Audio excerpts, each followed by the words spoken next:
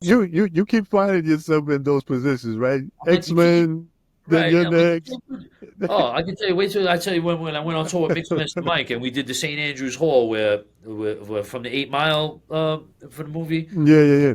And Mike's like my hero. Like Mike's the like when I want to be like a DJ, I want to be like Mike, right? Yes. And the first time we went there it was with a tour with Mike. We are gonna do 43 shows, and I never met the guy before. Like, well, I mean, I met him once when he was here in town, just like hi, Yeah, yeah. like oh my god, it's Mixmaster Mike. And he that night he went on first again, and I'm like, at the time.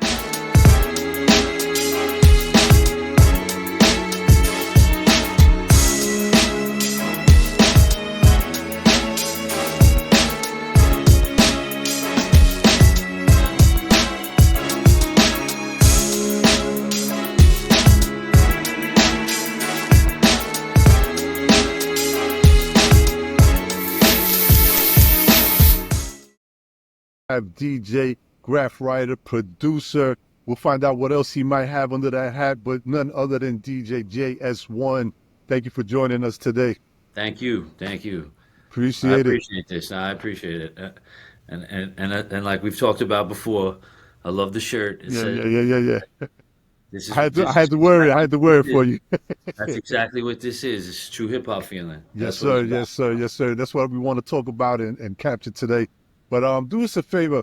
If you could go back a little bit, let's talk a little bit about your younger years growing up. Sure. Queens, I'm assuming you're Sure. from, right? Raised Yep. and born in Queens. Yep. Cool. Talk a little bit about that. Like, what was it like coming up? Give us a little bit of a time frame just so we can kind of understand the atmosphere of what the climate was during Sure. that time. So I'm 50 years old. So born in 74. And so when I was, hip hop was that's kind of like when everything was starting to kind of melt together Hmm. in the years in the 70s. But I was a little kid, so I was riding my big wheel, you know. So I would say probably early 80s is when I first took note that there was something. I didn't really know what it was. You would see graffiti everywhere, and Hmm. then you would like to me, it was the b boys that was the thing that was I saw on television or that I saw. Right. I didn't really like as far as people rhyming, like today that's the most popular thing. Uh-huh. But at the time to me it was the graffiti that I saw everywhere. And then it was the b-boys. That's I saw that on TV or in movies or stuff, and that kind of caught me. So like early on, I think it was maybe third grade. I tried to do the talent show and I tried to dance. I tried to break a little bit. Not for me. Definitely not, definitely not my thing. And then just over time, I like all kinds of music. So I love rock music. In the '80s, I loved all the '80s pop music. Hmm. I had my Michael Jackson jacket and all that with the zippers and all that kind of Yeah, stuff when I was a yeah, little kid. yeah. Um, and then just started to buy records once I was old enough to go out, take the bus, and then we would take the bus to Main Street Flushing, and there Okay. was a record store there. We take the bus into Jamaica, and then we take the bus to Flushing and catch the 7 train to Manhattan, and then we started buying records. I didn't even have the turntables yet. Uh-huh. It was just the love of the music that came from seeing Run DMC, Jam Master Jay, and then the first thing that I remember in my mind of seeing a DJ that where I was like, "What is that?" Right. I don't remember the year, but whatever year was, I think it was the American Music Awards. It wasn't the Grammy Awards, and they had Herbie Hancock with Grand Mix of DST. Okay. Okay. And I just remember seeing that, and just it was like something from outer space to me. Like I loved the song, but it was like, who is that? Like, what is he doing? I know turntables. I know, like my grandfather had a turntable with records. Right. But I mean, it was it wasn't one that you was gonna cut on. But so that, as soon as I saw that, I went over. I tried. He had like Perry Como records, and I tried to like get a little rub on the record. And I'm like, it doesn't do it. It doesn't Yeah, do yeah. that. And then and that was like the first DJ related thing. And then one of the first songs that I remember recording Because I found out from other kids, like, oh, they play some of this stuff on the radio. You can record it, but this is when they play it or where they play it. Because I never hear that during the day. If I'm driving in the car with my mom, I Uh-huh. would never hear none of that stuff. So when they told me, I took this is this is funny. So my dad was working for the phone company, and it was like Bell. I think he worked for Bell Atlantic first Uh, before it became like a Verizon, AT&T. Did he work for too? But he had these cassette tapes that were like work related stuff. I guess it was like seminars that they put on cassette for him to listen to learn more stuff.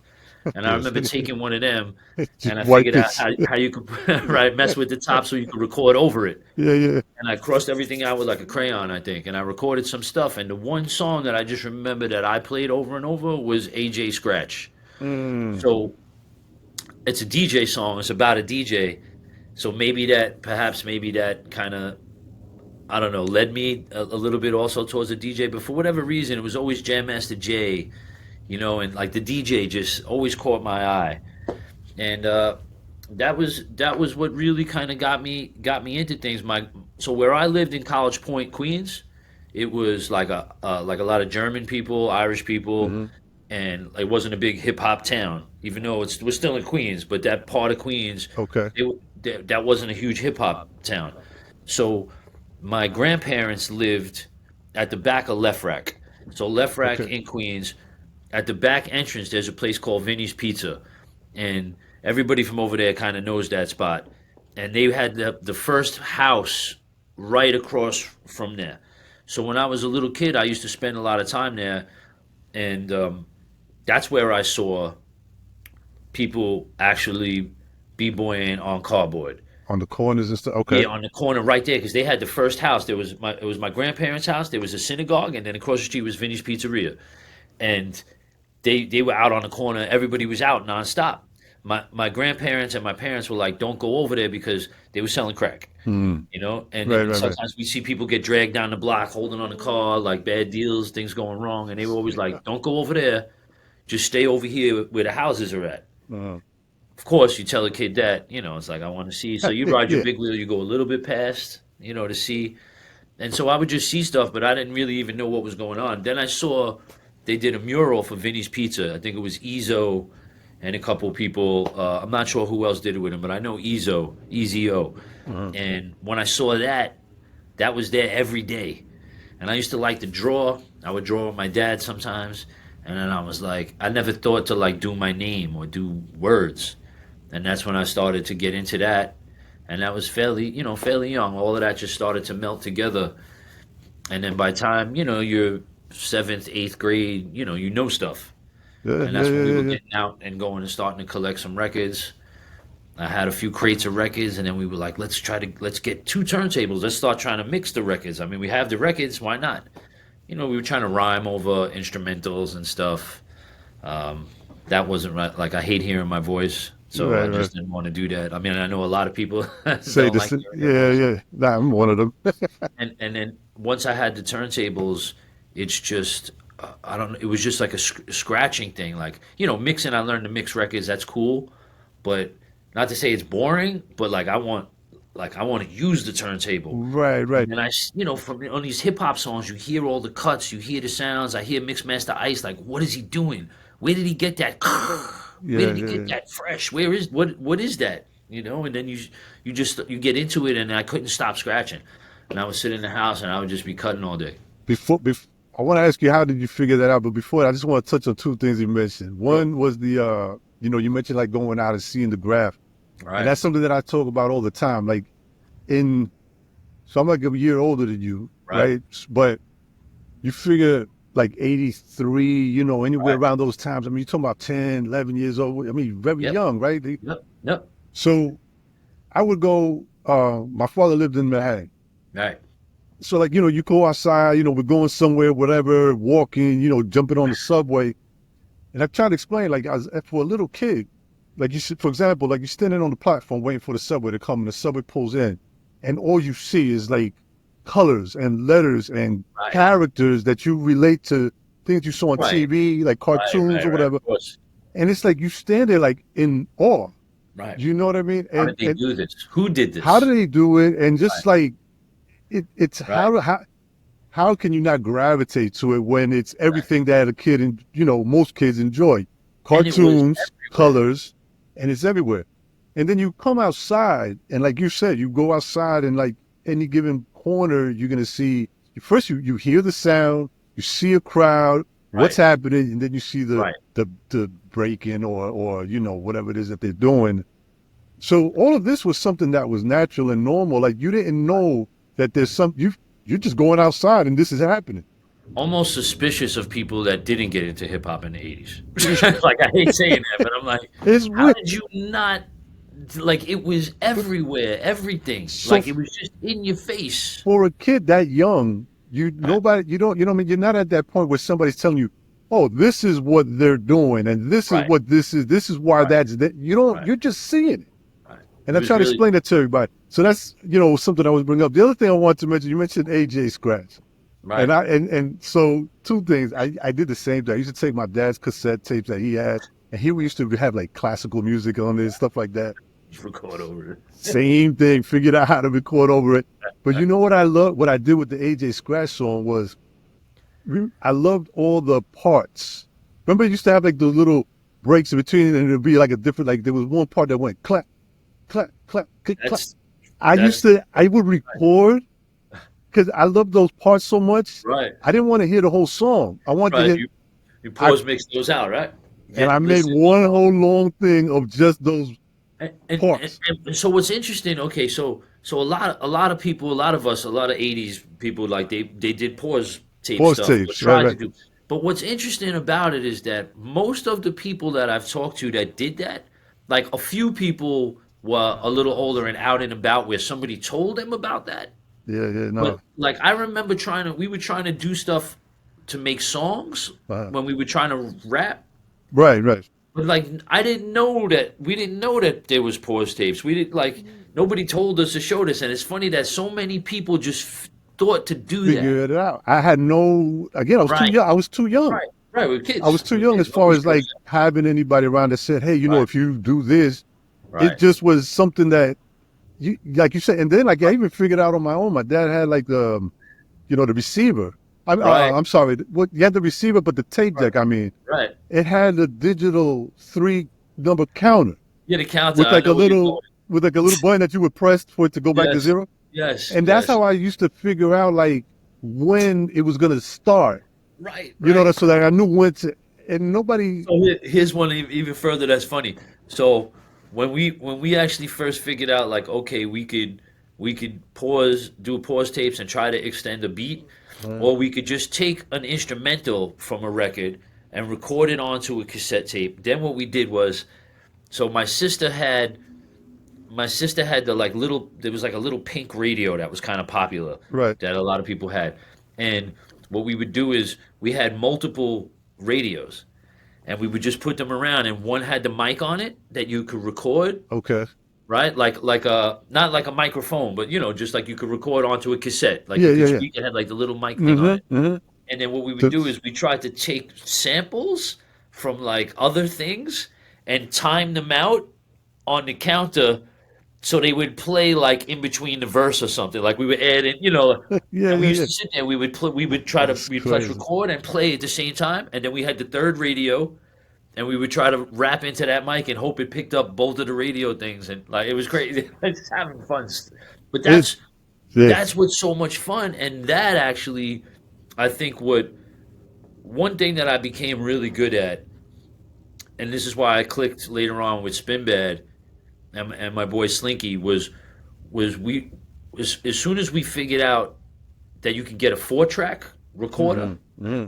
This was a little bit later on, like early '90s. We figured this out, and you can get like the Tascam little 4-track. I think I even had I forget. I had a real crappy one that I think was broke. We got from like a pawn shop over here that you. Okay. And then eventually I got the better Tascam one, but piecing together stuff on mixtapes, like we got really good at doing that, and that came from really kind of with The the creative. cassettes, trying to figure out like how to put phrases and put things in and piece stuff together. Like literally, they call them cut and paste Mm-hmm. tapes. Like that's literally what we were doing was cut and paste. Yeah, Yeah. That's. I think, in my opinion, um, coming up around that time and going through some of those type of experiences, right? Of things, Right. it's just like the mind and the curiosity, and it kind of drove us to figure out certain things just Right. because it's like you want more, or you just, Right. and I think that is probably why we tend to appreciate it. I'm not Yes. saying that others don't appreciate it, but I think we have No, it's way different. a different type of So appreciation. different the way it's made today. Right. Well, and it's not to knock it. I mean, that's how I make my stuff now too. Yeah, Using my no, of course not. computer and your Pro Tools or your Hmm. Ableton, the Logic, the way you record, the way you can Hmm. edit. But there was just something to that was fun, It was fun, right, right. and also there wasn't as many distractions. So That's like true too. there wasn't as many options. Like so we played sports. We played different sports all the time. So I guess that could be a distraction. I mean, obviously you get older and then girls are a distraction. Hmm. But there wasn't like a million things on TV. Like now I have every NBA game, Right. Yeah, yeah, yeah. every highlight, every stat. I was just sitting here watching the Congress UAP UFO video that they did today. Like there's just a million distractions, and so it was different back then because you were focused in on it, but it was fun. It It was was like a fun. thing to do, and you're figuring it out. Like there wasn't today. There's not much to figure out Mhm. anymore. Like when you hear a song or you hear a mixtape, like very rarely do I hear something that I'm like, how did they do that? Right, right, right, right. And back then, everything was, how did they do that? How did they Every do it? scratch I heard, the first time I heard Jazzy Jeff do that, or Daddy Rich do that, or whatever, like, how did he do that? I feel like sometimes, well, I feel like nowadays, when I see the passion, there's passion for like a lot of people with bars, lyrics, and they try to dissect every lyric, which is cool, but it's like like we're so far into hip hop, how people write. You've heard incredible Hmm. lyrics before. You get it. Right. Like we would still hear stuff back then, and it was new. It was different. Hmm. I mean, like, and so that's the only thing that I wish I could get that feeling back sometimes. Uh, Like I can't. It's like, oh, I know how he did that. It's like it's almost you hear something, how it was produced. You know right, what right. they did. I just going back to that era was like how even simple stuff when we were listening to Riz on college radio in Long Island.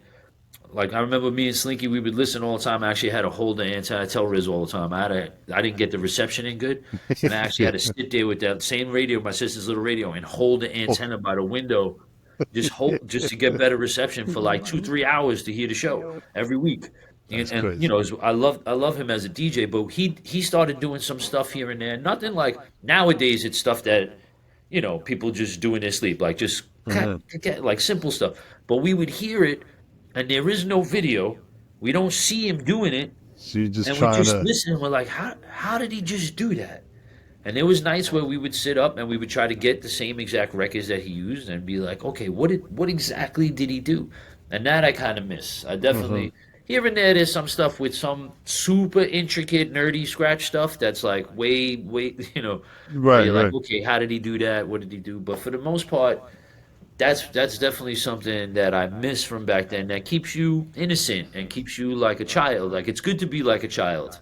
Yeah, yeah, yeah, yeah. It's And it good. gotta be. It has And to it, be a little bit more. I mean, like I said, like somebody like myself, for example, that's been listening to hip hop for so long. I mean, yes, I do catch things, but right. your ear is even different than mine because I mean, you really. I mean, when you produce, you DJ, like you're. It's a little bit more fine tuned than And I even do my come ear. from a definite DJ, which actually to tell you that would be something that I would complain to a Hmm. lot of people today. And it's something that, so like I'll name drop. So I talk to Premier a lot, which is a blessing. Hmm. It's a privilege that he entertains me. He lived in my neighborhood for a very Right, long right. time, and I do say crazy stuff to him. I know he hates it. I'll complain and say the stuff maybe other people don't want to say, but that's something that we've talked about that for a while now when people produce. I mean, and this is a way longer topic. It's just how the DJ has been diminished in hip hop culture. Hmm. So it's to the point where so back in the day, everybody there was the DJs were where you had to get your record to. All right. So nowadays it doesn't really work like that. But back in the day, you had to get your records to a certain amount of DJs, and they would play it on their mix shows, and that was going to determine whether you were somebody or nobody was ever going to hear you. Right. Right. And the records were made to be DJ'd, to be spun. Right. So like today, when I hear a lot of hip hop stuff, there's nothing in the beginning of the song that a DJ would want to cut up and bring back. There's Okay. not like so now when you hear Premier make a song, right? He purposely does this on almost all of his songs. That's why his songs start off with like a kick, kick, kick, or some kind of sound or a hit or a little cut, and then the DJs want to cut that up. Right. Right. And Right. then at the end of the song, there'll be a space with just the beat, Yeah. so we Yeah. can Yeah. Yeah. mix in the next song. There's a breakdown. There's something in the song that drops out where we want to cut that part up.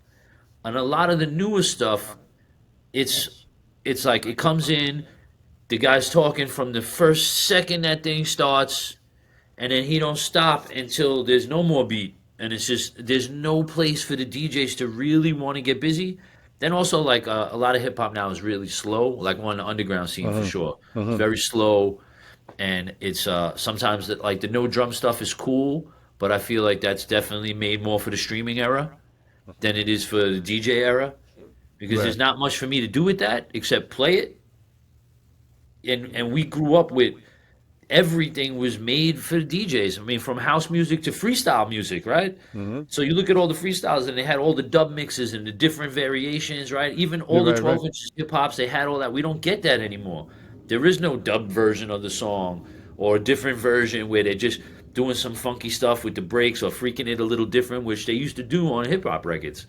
There's parts when you listen to some Eric B and Rakim stuff Marley did where there's huge long parts with breakdowns and stuff just for the DJs to want to do stuff to it. And so that kind of it's like discouraging the way stuff is made now. And that's definitely from like living in a different era where the DJs were really important.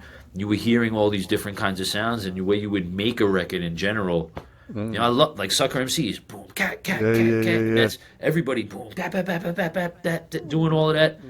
Like you say, now the thing comes in, it'll be like some sample from a movie with a guy talking, and then the beat comes in. There's no drums right away. Then the dude's talking, and I'm So like, it doesn't I give. want to. Yeah. Yeah. It's hard to even mix in the next song. Like when I filled in on radio shows and doing stuff, sometimes I'd have to purposely say to myself, like, okay, this is going to be good for when we come back from a commercial break Okay. because I'm coming out of nothing. I can't mix anything with this song. Right. That's Right. and Right. that's a big Yeah. That's difference. I'm crazy. always trying to tell producers that, like, please keep in mind the DJs. I know that the mix shows might not be the most important thing to them when they make music anymore, but it like you want the DJs to be able to do what they do. That's the fun part, Hmm. and Right. it's just yeah, it's a different mentality though. That's why I said I look at everything coming from the DJ standpoint. Perspective. Yeah. Sometimes it's Yeah. Yeah. definitely Yeah. a different mentality. Yeah. Yeah. Well, I want to get back to that in a little bit. We'll go back one more time. Now, you talked about Graph growing up. You talked about the DJ aspect as well. Right. You said you started going out getting records Right. here and there before and you got your Yep. turntables. Now, was there one in particular as far as the Graph and the DJing that you really started like dealing with, or was it both kind of simultaneous? They were close, but actually, I mean, I went out and I went out and wrote Graph before I had turntables. Okay. So the first time we went out and wrote Graph, I don't know, sixth, seventh grade, Mm-hmm. and I got my turntables like a year after that, maybe a year and a half after that. I think it was Okay. like the end of eighth grade, going to ninth grade. Okay. I think is when I got my turntables. Now, So when you were going out doing the Graph, now right. was this kind of you just kind of throw tagging, or at what point, where were you Well, with at that? first, yeah, right. So at first it was just going local in the neighborhood, schoolyards and stuff, and then there's some factories up the block from my house, so we used to go up there, and that was like a practice spot. Okay. And then we found Then we went and did the highways over here, local highways, and then we found this place that we called the College Point or Flushing Pit, which Hmm. was under the highway, and it was kind of concealed, so no one could see you, and there was a way to slip in under the highway during the daytime. Okay. And then once we found that, That was that it. was like the place where I could practice and just constantly go and get better. And I never, like I love all types of graph. Mhm. And it's all important. You got to be able to do it all. You got to learn like a hand style. Start with a tag, Mhm. then you learn. You do your throw ups and fill ins, do straight letters. But not total wild style, but trying to twist letters, make them connect, Mhm. do something different, something funky with the letters. Like that was more my thing. That was your thing. I Okay. always I always definitely gravitated towards those kind of guys. I love everything. I love like some of my favorite writers are some of the big bombing guys that bombed all over the place. But definitely the guys that were doing pieces Okay. were something that I really, really looked at. That was like, okay, I want to do this. Right. That's kind of what helped me formulate my tag name. So I write Germs with a J, and I wanted something. I like sometimes people write stuff with like a two-letter tag, like Hmm. famous writer like J.A. Hmm. That wouldn't work for me because I want to do pieces and twist the letters. He wants to bomb and just get it up and get it quick. Right. Right. Right. So it's a different mentality. So I wanted a five-letter tag. It was the more letters I have, the more I could twist them Yeah. around. Yeah. Yeah. And then like at the time, very very early '90s, there was a guy that lived across the street from me that wrote Zep, and his cousin was Ghost, the famous Ghost. And at Okay. one point, Ghost came and lived with him, and so Ghost was living directly across the street from me for like I don't know if it was a year and a half, 2 years, a year, something like that. But it was when he had his famous battles with MQ like on the seven line, and they were going at it. And he was just still one of my favorite writers of all time. And so when I'm thinking germs, I'm also like I don't want to do a G. I'm going to copy this guy's stuff. I know it. Just even subconsciously, I'm going to copy his stuff because I'm such a Ghost fan. Gotcha. I'm Right. going to Right. do Right. his G. And then when you're doing the bubble letters or simple letters, it just seemed like it always looked like his G. And so I switched it to a J. Okay. And then that's how the DJ name came about. So when I would bomb like a highway or something, I didn't do germs. I just did JS's everywhere. So And just so took the first and the last. right, and then it would just be the JS-1, and I would do, and that's how I would bomb. So then when it came time to like, oh, I'm going to DJ a party, I'm going to put out a mixtape, I'm going to start letting people know the DJ side of me. I'm like, oh, that's the real hip hop stuff. I'm going to use my graph name, which in hindsight was the worst absolute thing I've ever done. Like if I have any regrets, like immediately I would go back and tell myself, do not use this as your DJ name. Like, do not do this for a million reasons. They're like, I should have just used germs, honestly. But I don't know why. I don't know what made me not uh, use just germs right. for the DJing part. But I stuck with the JS-1 for the DJing part, and that's definitely something I should not have done. Okay. I mean, I can tell you why. I know Yeah. some people look at me like, why you say Yeah. that? Yeah. I'm kind of Well, I curious. know that there's some odd names over the years that maybe, if somebody would have told me we're going to do a group and it's going to be called Run DMC, Hmm. I'd be like, why are you going to call it that?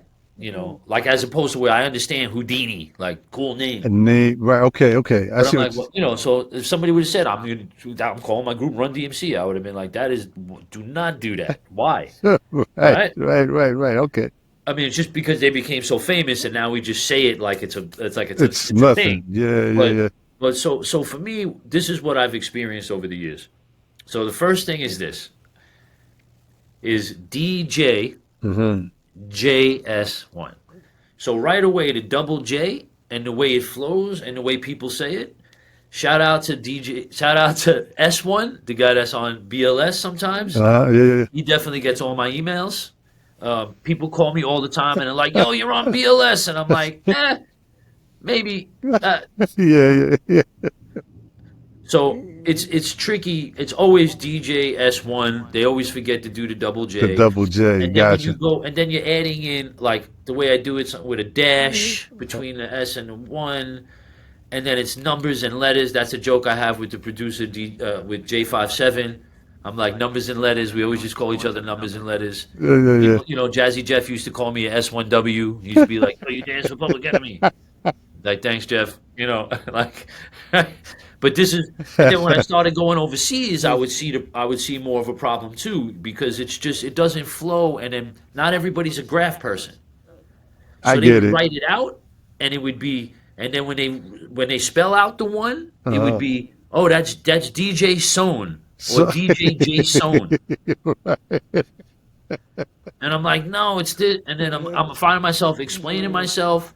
And then, for internet searches, which I had no idea that was going to come, at the time, right, right, it's right. way better to have. So my buddy Rahzel, who I've toured with for a long time, right? He's Uh-huh. got the perfect setup for that because it's a word, Uh-huh. right? Uh-huh. It's Rahzel.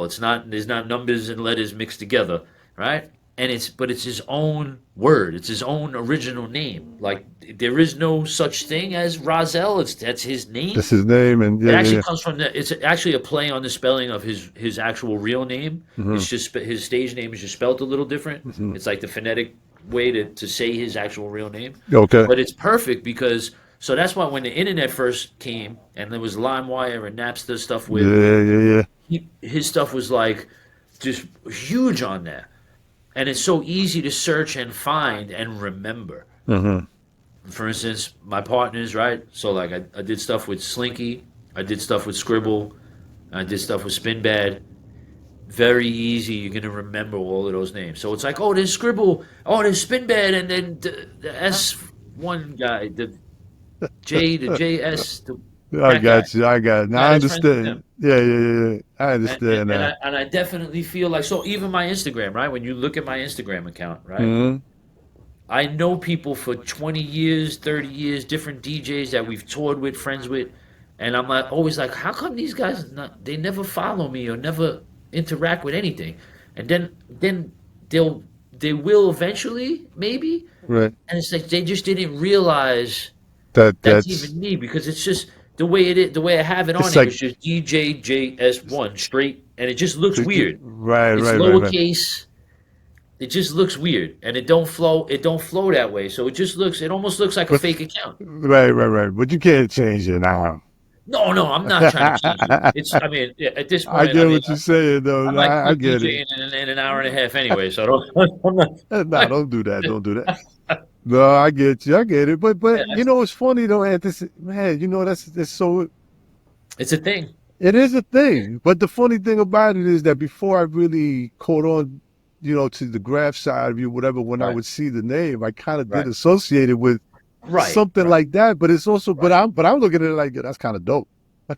You know what I See, mean? I mean, there's people that know the graph aspect of it, and they usually get it, and it's cool. But I know it was in the definitely, yeah, it's definitely a weird. And then also, so when there was times when promoters or bigger agents that were going to put me on stuff for a little bit more money, that's not me playing the Fat Beats kind of crowd uh, and playing J Live uh, and Cool Keith stuff, right? When they're like, "Oh, we want to put you in this place in Vegas," or there was some TV appearances, okay. and we're gonna put you here, or we want to put you there. It also discourages that the people that call the shots. Uh, And even sometimes it's not even conscious.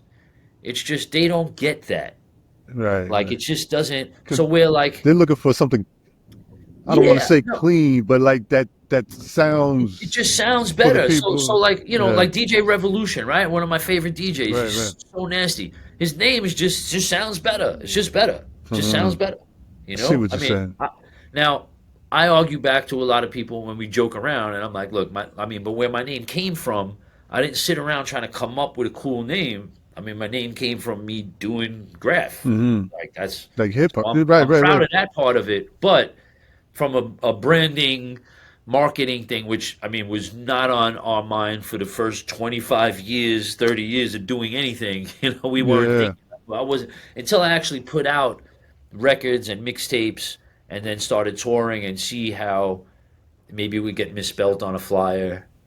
Or the kids would come up to me after the show and be like, "Yo, S1," and I'm like, Yeah, "Damn, yeah, I yeah. was here for an hour and they still don't know my name." What's funny now that I'm thinking about it, as I'm listening to you say that is that at I guess in a weird way, it does maybe kind of separate you, but not in a bad way. But what I Right. mean is that No, I know. I feel, you know how, like, I'm sure you've heard these conversations, right? It's like there's like, oh, the hip hop, like the real hip hop or whatever, and then Right. there's like this other hip hop, whatever they Right. mean. Right. But when, for example, when I think of hip hop, I think of everything, Right. right? I think of the graph, the DJing, all of that stuff and that Right. aspect. And when I hear your name, I kind of, you might think like, oh, he DJs at like the breaking events Right. and Exactly. the Exactly. Rocksteady festivals and Exactly. Exactly. that I mean, kind of stuff. look at so right away.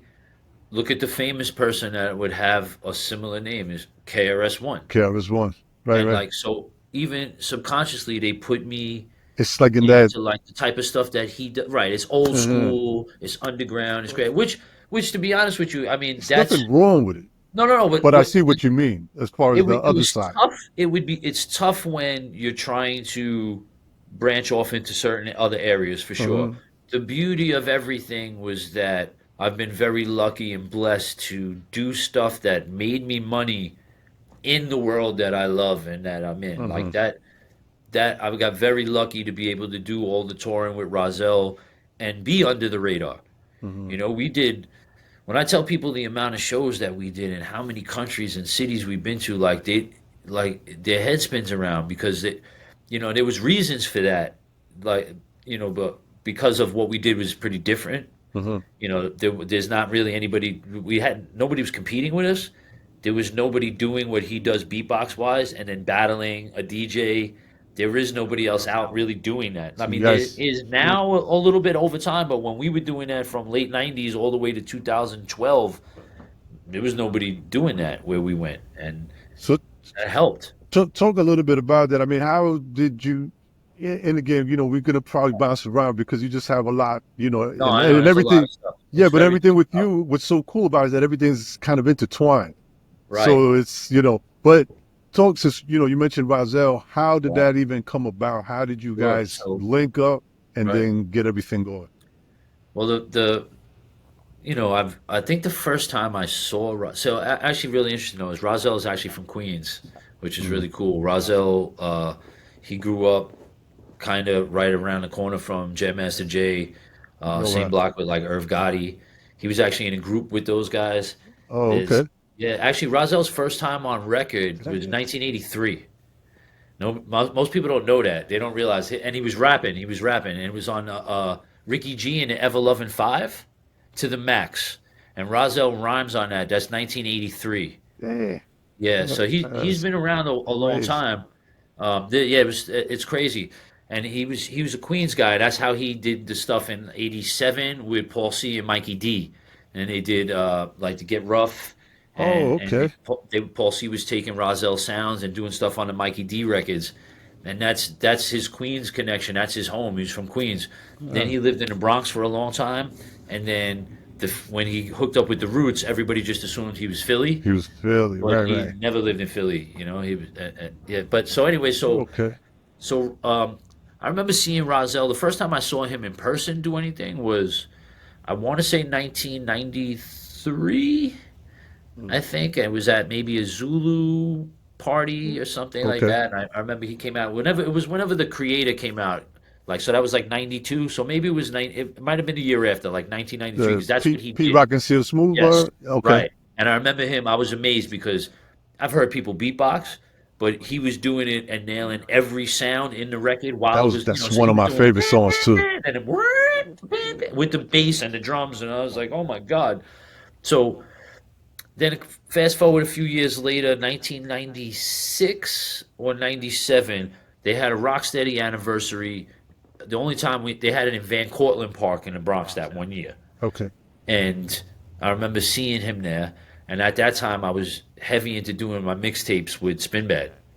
And we were trying to get drops from people to put in our mixtapes.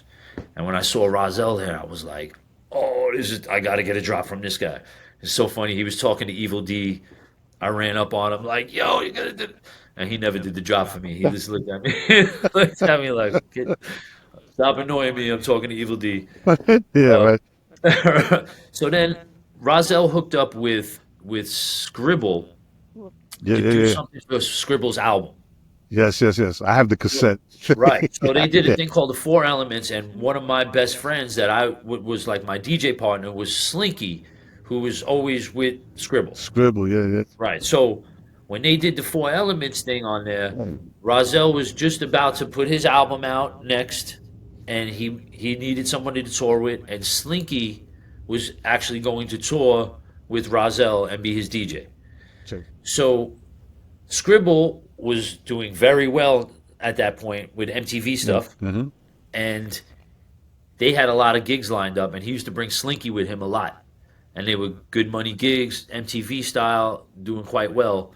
And he needed Slinky, and Slinky went, and they did gigs together. And he couldn't do the Rahzel stuff, Okay. and I was around. I had met Rahzel through them, and he asked me one day. He was like, "Look, that's your boy. He can't do this show. He's going to Florida with Scribble to do a show." And I have this show. It was late '90s. I have this show at Wetlands with the Executioners, right? With the X-Men. It was the X-Men at the time. Right, right, right. And I was like, "Oh, like, all right, this is great." But I was like, "Oh man, so like I'm gonna do something with Rahzel, and I got to go on at the same show with like my DJ hero dudes." Yeah, I yeah. gotta be ready for this. And I remember it was so funny as I asked Rahzel, like, when are we gonna rehearse? What do we want to do for the show? What should we practice? And he said, "Don't worry, it's gonna be fine. Bring your records." And I was like, "Oh no, I'm scared," Yeah, yeah, yeah, of And it course. ended up being fine. Okay. But like Slinky showed me a few things he had in mind that he was gonna do with Rahzel, and then it was just like, Kind of we're just improvise. gonna do it. Yeah. And so I was nervous because actually at that show, the X-Men went on first. Oh, So they went on, and I'm watching Rob Swift and Total Eclipse and Rada, and Joey Sinister, and like, I love that. That's what I look up to. right, right. I had to go on after that. It's tough. That's a tough one. And then also, I'm nervous that I got to nail this show with Rahzel. This is the first time. So we did that one show, and everything went well. And we clicked really, really well. And I just remember him telling me, like, "Are you available? You want to go out on the road? I'm going to start, my album's dropping. We got to hit the road." The first tour was kind of like a free tour for promotion for MCA Records. They Okay. sent us on like a promo tour. But I was like, I don't care. I'm going to see the country. I'm going to get out. I'm going to get to see places, and I'm with Rahzel. Let's do it. And then I just had no idea, though. I mean, I knew it was cool and it was dope, and like he's super talented, but I just didn't expect it to grow into what happened. And so we started getting calls like crazy. And then right at that time, his album came out in 1999, and it was just right place, right time. Where that's when the LimeWire and Napster thing and all of that stuff went through the roof. Right. So everybody was on there downloading music. And what he did was on his album, he had the song "All I Know" with Pete Rock, Mm-hmm, mm-hmm. did well, but that's not what really brought us around the world. What he did, the skits on the album. So he did Wu-Tang, Mm-hmm. right? And he beatboxed the Wu-Tang, Ain't Nothing to Fuck With. And then he did Aaliyah, and he did the If Your Mother Only Knew. And when he did that, Yeah, that right, was. what made that so sick is that he was always doing drums, the bass line, the sounds in the song. He could even do beats and rap at the same time, which is Mhm. mind blowing. Trust me, I still can't figure it out. The first time I seen him do beatbox and sing at the same time, I thought it was like a trick, or like how you breathe? How do you like I don't even know Yeah, how that's yeah, possible. yeah, yeah. But that skit on the album when he said, "And now the beat and the chorus at the same time," just that phrase, it broke it down so simple to people that can only hear, not see this, Mm-hmm. of like, oh my God, this isn't a multi-track thing. He's beatboxing this beat and singing at the same time. Yeah, that's And nuts. that went like multi-platinum on LimeWire and Napster. Basically, the skits. The skits. They went Yeah. everywhere. And Wow. then at that point, the agents and the college booking agents, especially, which I wasn't even thinking college shows, but the money was way better. And there's hundreds and hundreds of universities, and they all started calling, and we started to get hooked up with the right booking agents, and it was just nonstop. And then also, Rahzel's coming from the Roots. Mhm. He's got classic stuff with the Roots. But those skits, they really, I mean, they just blew up. And then the international stuff was, I mean, we stayed in Europe. I've been to Yeah. Australia, I think 5 times, 6 times, which is crazy to me. I never thought I would ever go there one time in my life. You know, we've. I was just recently looking through a list of shows. Mhm. We did like 70 shows in the UK. Wow. Like Wow. so we did a bunch of different tours in Europe, but like one tour, and this is how I try to explain to people like how we were able to be successful and keep doing what we love and not have to be humongous or huge or always on TV. Right. So when we went to France for this one tour, most big artists, when they go to France, they're going to do the 4 or 5 cities that most people can name in France, Mhm. right? They're going to know Paris right away. And then they're going to say, okay, like maybe they went to Lyon, maybe they did Marseille. Then they start to like not know too many other cities. Mhm. But So, we did 18 cities in France. And, some of them are small. When we say city, some of them are small, but some of them, but they those probably had people, a hip right? hop community there. Yeah, but and what's dope is that, our feeling was like we don't want days off, right? Mm. I'm not leaving my house and going out there like I don't care if it's a Monday or a Tuesday night. There's some place in a town that Something going nobody on. there's nothing going on, and Mhm. so we would just we did not stop. Like we just kept going and going. I mean, I kind of got burnt out after 12, 13, 14 years of that. It was wild, but we just kept going. And then what Rahzel did that was very smart is he did songs with international artists. So when we went to France, right, Rahzel, there's a group in France, I Am. Mhm. I Am is like the Wu Tang of France. Okay. They sell a lot of records. They're on MTV in their countdown as like one of the biggest, like they're Wow. humongous. Okay. They had a huge record called Dangerous. Rahzel was doing the hook. Dangerous. So that was everywhere. So when we went to France, it was the guy from the Roots, the guy that everybody knew those beatbox skits, Mhm. and And also he's on MTV too, though, because he's with these guys as well. And he did it in the UK. Ronnie Size, one of the biggest drum and bass DJs in the smart. world, he did a song with him, and it was like #1 on the UK drum and bass charts. So they were just bringing us there like crazy. And there's only two of us. We're the road manager. We're not bringing an entourage. We're respectful. And then they Smart. started Wow. to realize that they could put us at a rock show, at a rave. They could put us at the real hip hop show. They could Yeah, put, yeah. so we did stuff with. So Razel did stuff with Bjork. It would be one day with Bjork, then we would be at like the Door Festival or Darrow Festival, however you say, where like Oasis was playing and Aphex Twin. Then we Yeah. did stuff with like Gloria Gaynor. Then we Wow. opened for Wu Tang Clan. Then we opened for 50 Cent at UMass College. Then it's like you're with Jurassic 5, and then the next day you're with like it's just total. It just could Just be. everywhere. But Everywhere. that's the beauty of it because a lot of the underground hip hop people that I would have been with, they can't do that stuff. No, no. We did Wow. stuff with the guy from Faith No More, Mike Patton, at like rock shows, and I love rock, so I was always into that stuff. But like, you can't put somebody that's just going to go rap at that show. Like, there's No, people no, out no. there that just Wow. they're not there for that, and that was a blessing. It was a big deal for us to be able to do that. That's amazing that he and this all came from Razel's like Yeah, his way of thinking. Like he yeah. kind Well, of see, he's a well. First of all, the one of the reasons that we clicked is because like the hip hop stuff like we click a lot on that. Mhm. You know, he loves the interaction with the DJ and like he does that. I mean, he does vocal scratches and like Right. he's a DJ with his mouth. He does a Hmm. routine super Hmm. DJ like so we clicked a lot. We actually never rehearsed the show, which is crazy. I hate even saying that because it makes me sound like a lunatic, but we've actually never rehearsed anything. It all just comes generic from being on stage. Like, eh, we're a DJ, you're a beatboxer. That's what we Just do, and make it just work. whatever. Yeah, yeah, yeah, yeah, yeah. Um, like we grew things, as we saw what worked.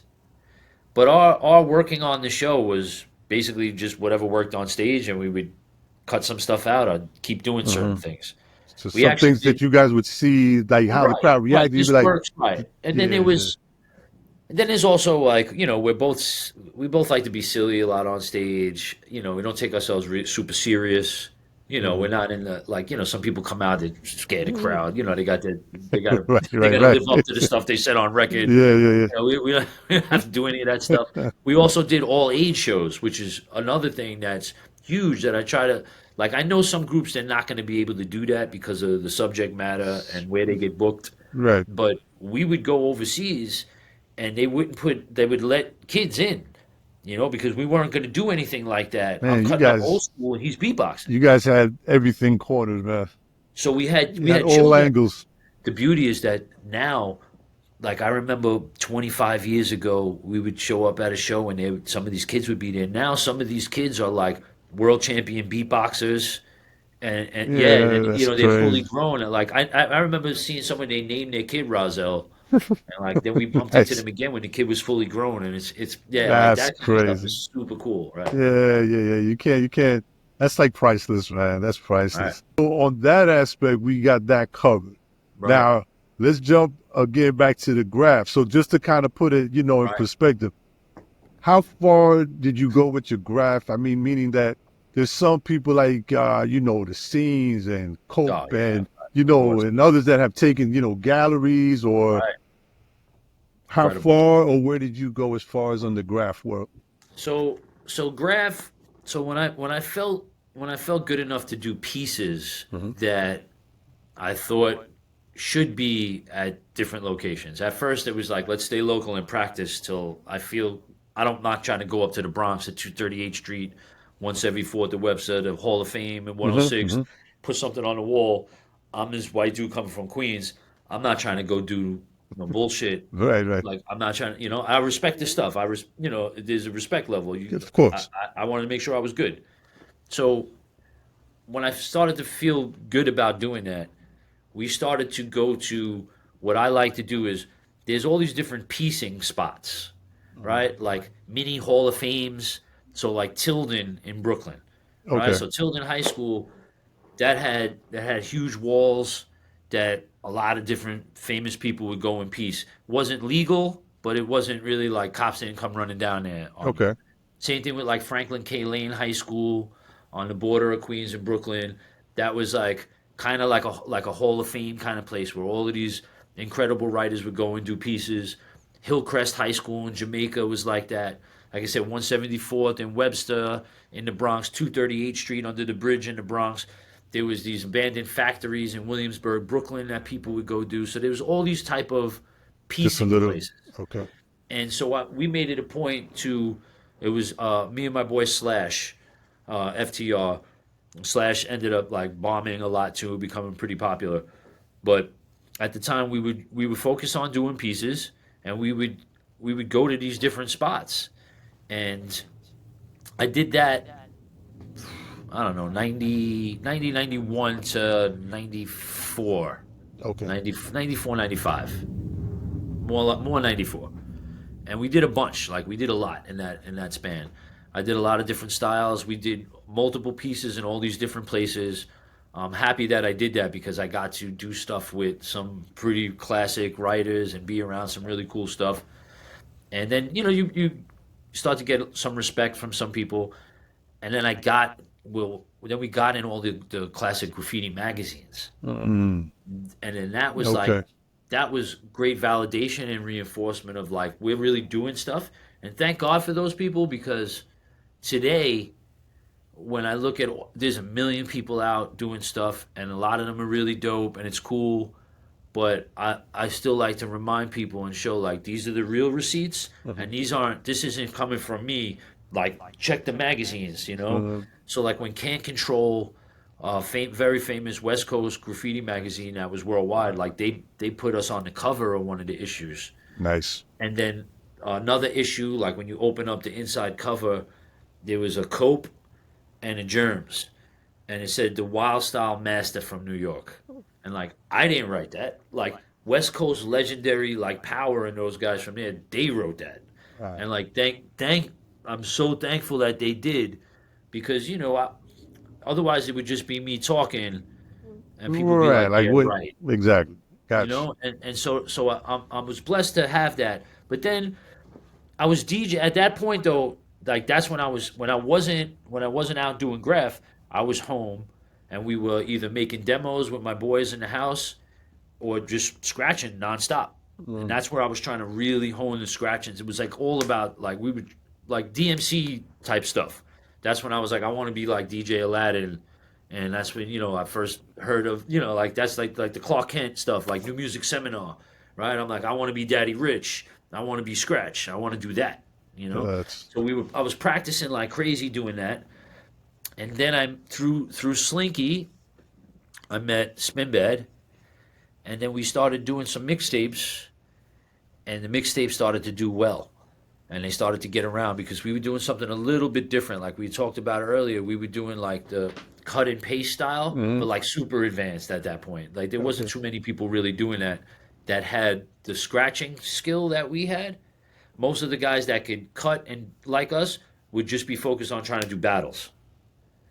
Like a lot of the best DJs, either was like scratching on record on Uh-huh. songs, like a Daddy Rich, right, Cash Money, Okay. Miz, Hmm. right, or they were trying to do the battles like Rob Swift and Sinister and those guys for the most part. Gotcha. They weren't doing mixtape, cut and paste mixtape style stuff. If they did, they would do the live mixtape just straight through. They weren't tracking it on a 4 track and trying to like acapella blend where you re-scratch the hook, put something from a movie that matches it, Yeah. and Yeah. then do Yeah. 60 of those on one mixtape. Like so we were doing that kind of stuff, and they started to take off, and they did well. So the graph thing for me at that point, I was like, okay, this is cool, but I'm just risking getting arrested, and we were stealing spray paint. Hmm. We were racking spray paint. So it's like at a certain point you're like, all right, I'm not a teen, I'm not a little kid. I'm trying to steal stuff from stores where I could just be working on these mixtapes that people are giving us money for these. Right. So I was going to college at the time, and then focusing on the mixtapes and the DJing part a lot, and the graph thing kind of slowed down a lot. Okay. And then right from there, that's when it jumped to the next step was to jump with Rahzel. And then I was just like, I mean, from the end of 98, 99, in 99 to 2012, I mean, I think the list, I mean, it's definitely like, it's 1,000 shows, 12, I don't know. It's totally That's crazy. Like there crazy. was years where we did 170 shows in a year, 160 shows in one year, Wow. and those years where they stayed like that. So the graph thing was like totally secondary at that point for Okay. me. Right. Right. Like we're making money, like things are going the right way. I'm not home. I would love to do graph on the road. I kind of tried to follow up, like and stay in touch and see this what's going on in the scene. But when you're Mm. traveling, it's like, It's tough. Yeah. yeah, you're there. I'm dead tired, and then it's like, please let me find some food that I like. Mhm. Like some places you don't know. Like we're in Romania, I don't know what I'm getting to eat that night. You know what I'm saying? Like, I'm Right. used to eating Right. pizza. I don't know what I'm gonna. And then you got to get up and get on a flight the next morning. So I did graph a few times, like once or twice a year. I would do a piece. Okay.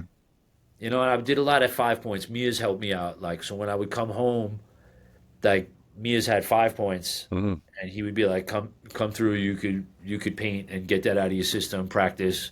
Do what you got to do here." So that was very helpful for me. But and then I painted in maybe 6 or 7 countries Okay. too while we were out on the road. I did something in Australia, Switzerland, Italy.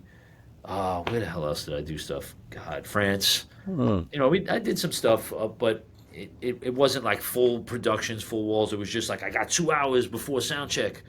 Like, please, I would meet some writers and they would show me where to go. And Nice. then so then when my son was born in 2010, and already, so like our road manager and my best friend, or one of my best friends, he passed away 2009.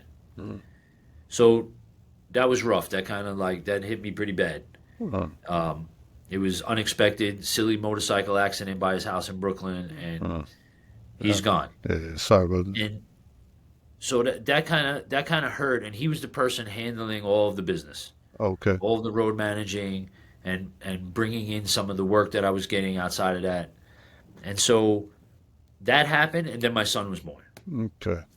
So, And it's like, okay, like I'm traveling like crazy. Now I'm trying to help book shows and do stuff that's not my job. I do not want to do that. Don't like doing that. mhm.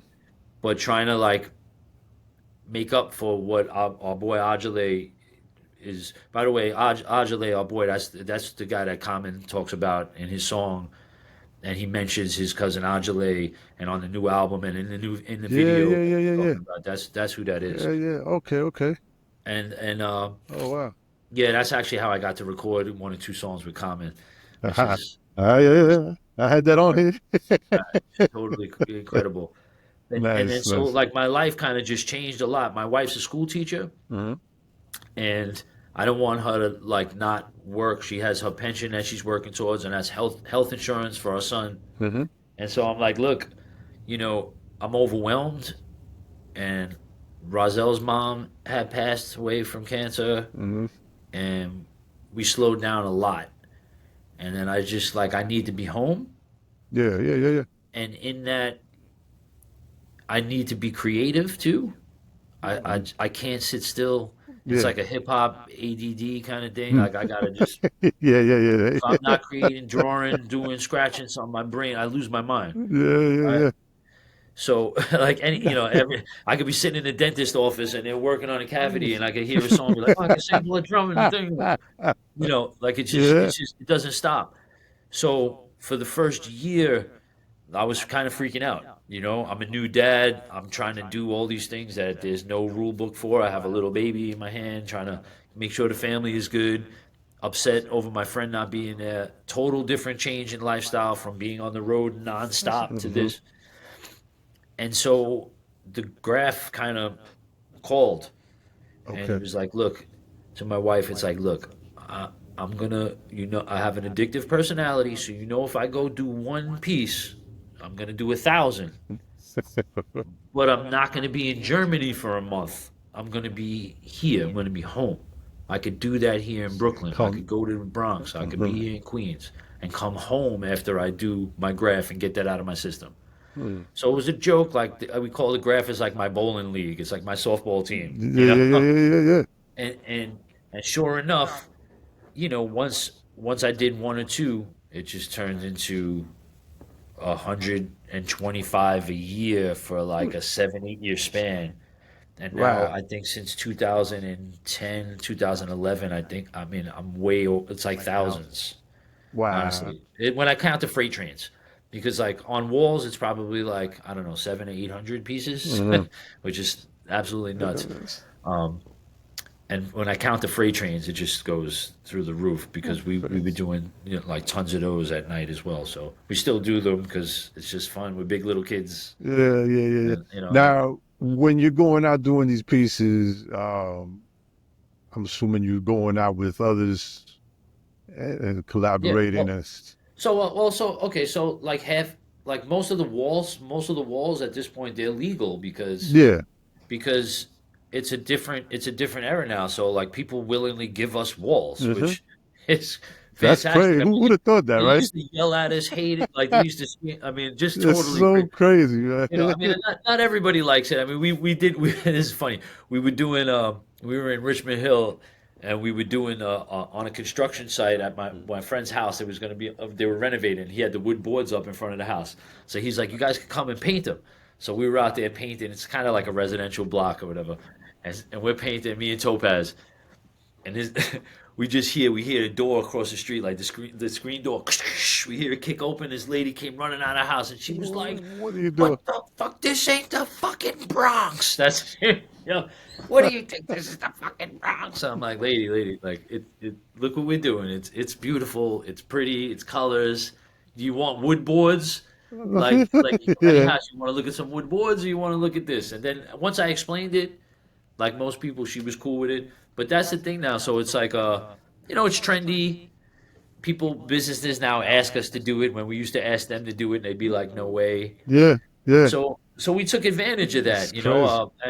We would just go out and anybody that has a wall to paint, we were like, let's go, let's do it. So, like I said, just being that's how I am. I can't do one or two things, and like it's just I gotta just keep going, and then you want to get better and better. Uh-huh. Because in that span where I wasn't doing it, new techniques come, new paint, new things, and I'm like, oh, I could do, because when I was doing it in the early '90s, of course, there's people definitely better than me, but a lot of the guys that people consider like some of the greats now, like if I look at their pieces when I did it in '92, and my pieces, like it was Uh-huh. either no difference or mine was even better. Right, right, right. And so, being So, competitive and just loving this is the respect for the culture where I know people get mad at me over this. But uh-huh. like if you're not trying to improve Uh-huh. and you're not trying to stay up with what's going on, I don't see like the total respect. Like not that everybody should be trying to be like the best ever, but I would be uncomfortable doing something for 35, 40 years, but still having Like the this. same skill set from the first year. It Yeah, doesn't make yeah, yeah, any yeah, yeah, sense to yeah, me. yeah. DJing or graph, that makes no sense to me. And Right, like, right. I'm not trying to disrespect those people, but No, no, no. I get it. I I get it. don't get that. And to a certain extent, I would even say, as far as like even like an MC, Right, which is what I think, in my opinion, right, that some of the older artists that right, for some reason are not really right. doing much now, Yeah, I feel it's because they kind of stay stuck in that same style from then, right, and it just doesn't right, work now. right.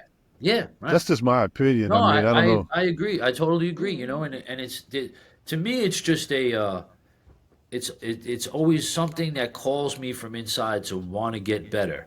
Right. I don't want to see, when I see something and I'm like, "Oh wow, that's so sick." And Hmm. not in like a jealous or a mad way. It's like, "Wow, that's sick. This guy like look what he's doing." Like I Then gotta it's like, "Let me see how he let me did this. What did step he it do?" up. And I'm Hmm. always just interested. And so I would do that. Like I love to talk letters with certain writers that want to do it. Some Hmm. people don't want to do it, but like, so if like Mears like would want to talk pieces and why he connected the R this way to the E and we look at that constantly, and so that's why I started doing a few pieces when I came back, and then it's like, oh wait, I got to get better. I don't like this looks stiff.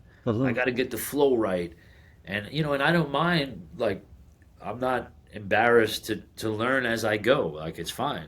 And I'm still doing it. I'm still like I can't wait to go do the next few things that I'm trying to get better at or do next. So And that's important to me. That's definitely important. for sure, for sure. Keeps And it fun you, too. yeah, yeah, yeah, yeah, yeah. You recently did a train, right? Didn't you just recently do Yes. like a you Yes. want to talk about that a little So bit? okay, and this is pretty interesting. So there's a company called Hip Hop Toys, Yes, yes. and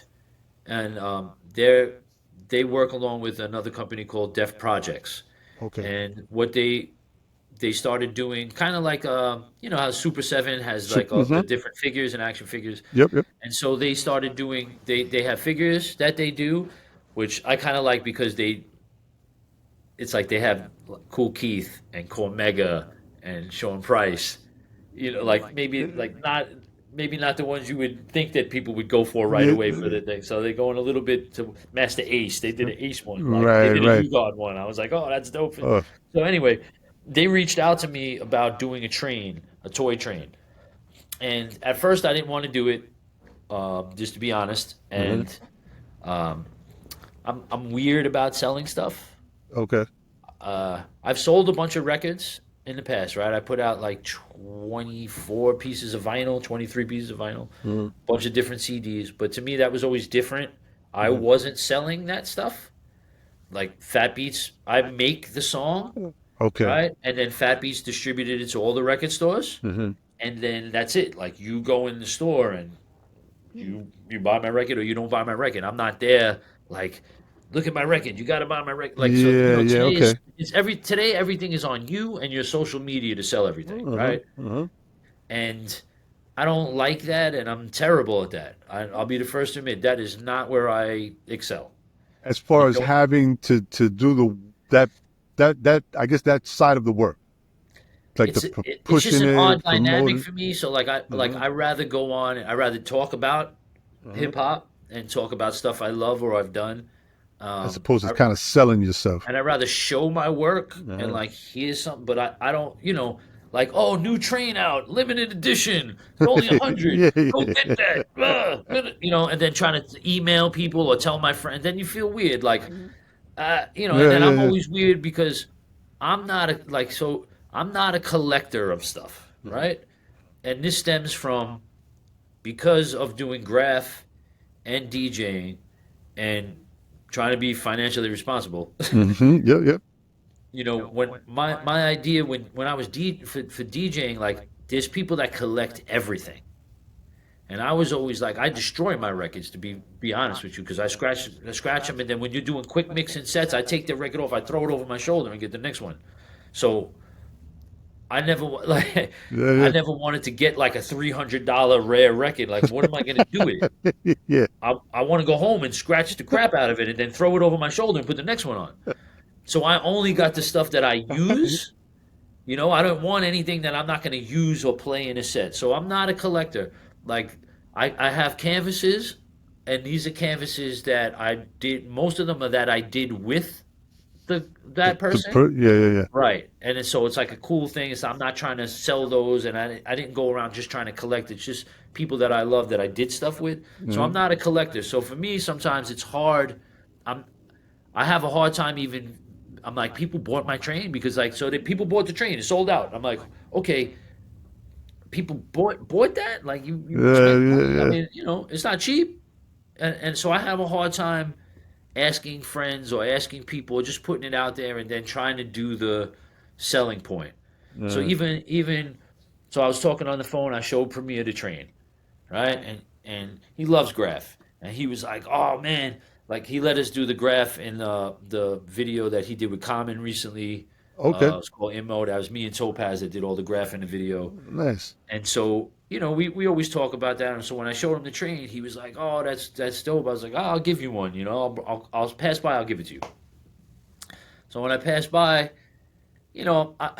I know that I gotta ask Preem to say a little something to post it. I mean, that's the world we Oh, live in. I think I saw that.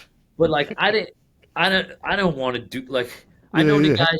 I know the guy like 30 something years. I never asked him to do like nothing like. I asked him to do a drop once on a song, like and it's awkward to me. Like he did, he don't think like that. He's Premier. But I, Yeah, no, I I don't get want to it. be I like, get it. look, Premier likes my train. You should like it too. And then I know, it just doesn't look. I mean, we did it in an authentic way because of him. When I walked in his house, he just filmed, and Yeah. it's whatever we said or whatever happened was actually what happened Just and what kind we of said. normal. Yeah, I And got it. I then I got it. didn't post it. The crazy part is that's not on my feed. He posted it, and I was like, "Cool, thank you so much," but like, I'm not good at this. Yeah, that's I put out a crazy. new sound effect record that has graph in the cover that I did, and that's with Fat Beats. It's one of my biggest selling records from back in the day that they repressed with my Yeah. graph on it now. I think I posted it one time, and I was like, "Hey, look, please Oh, check it man.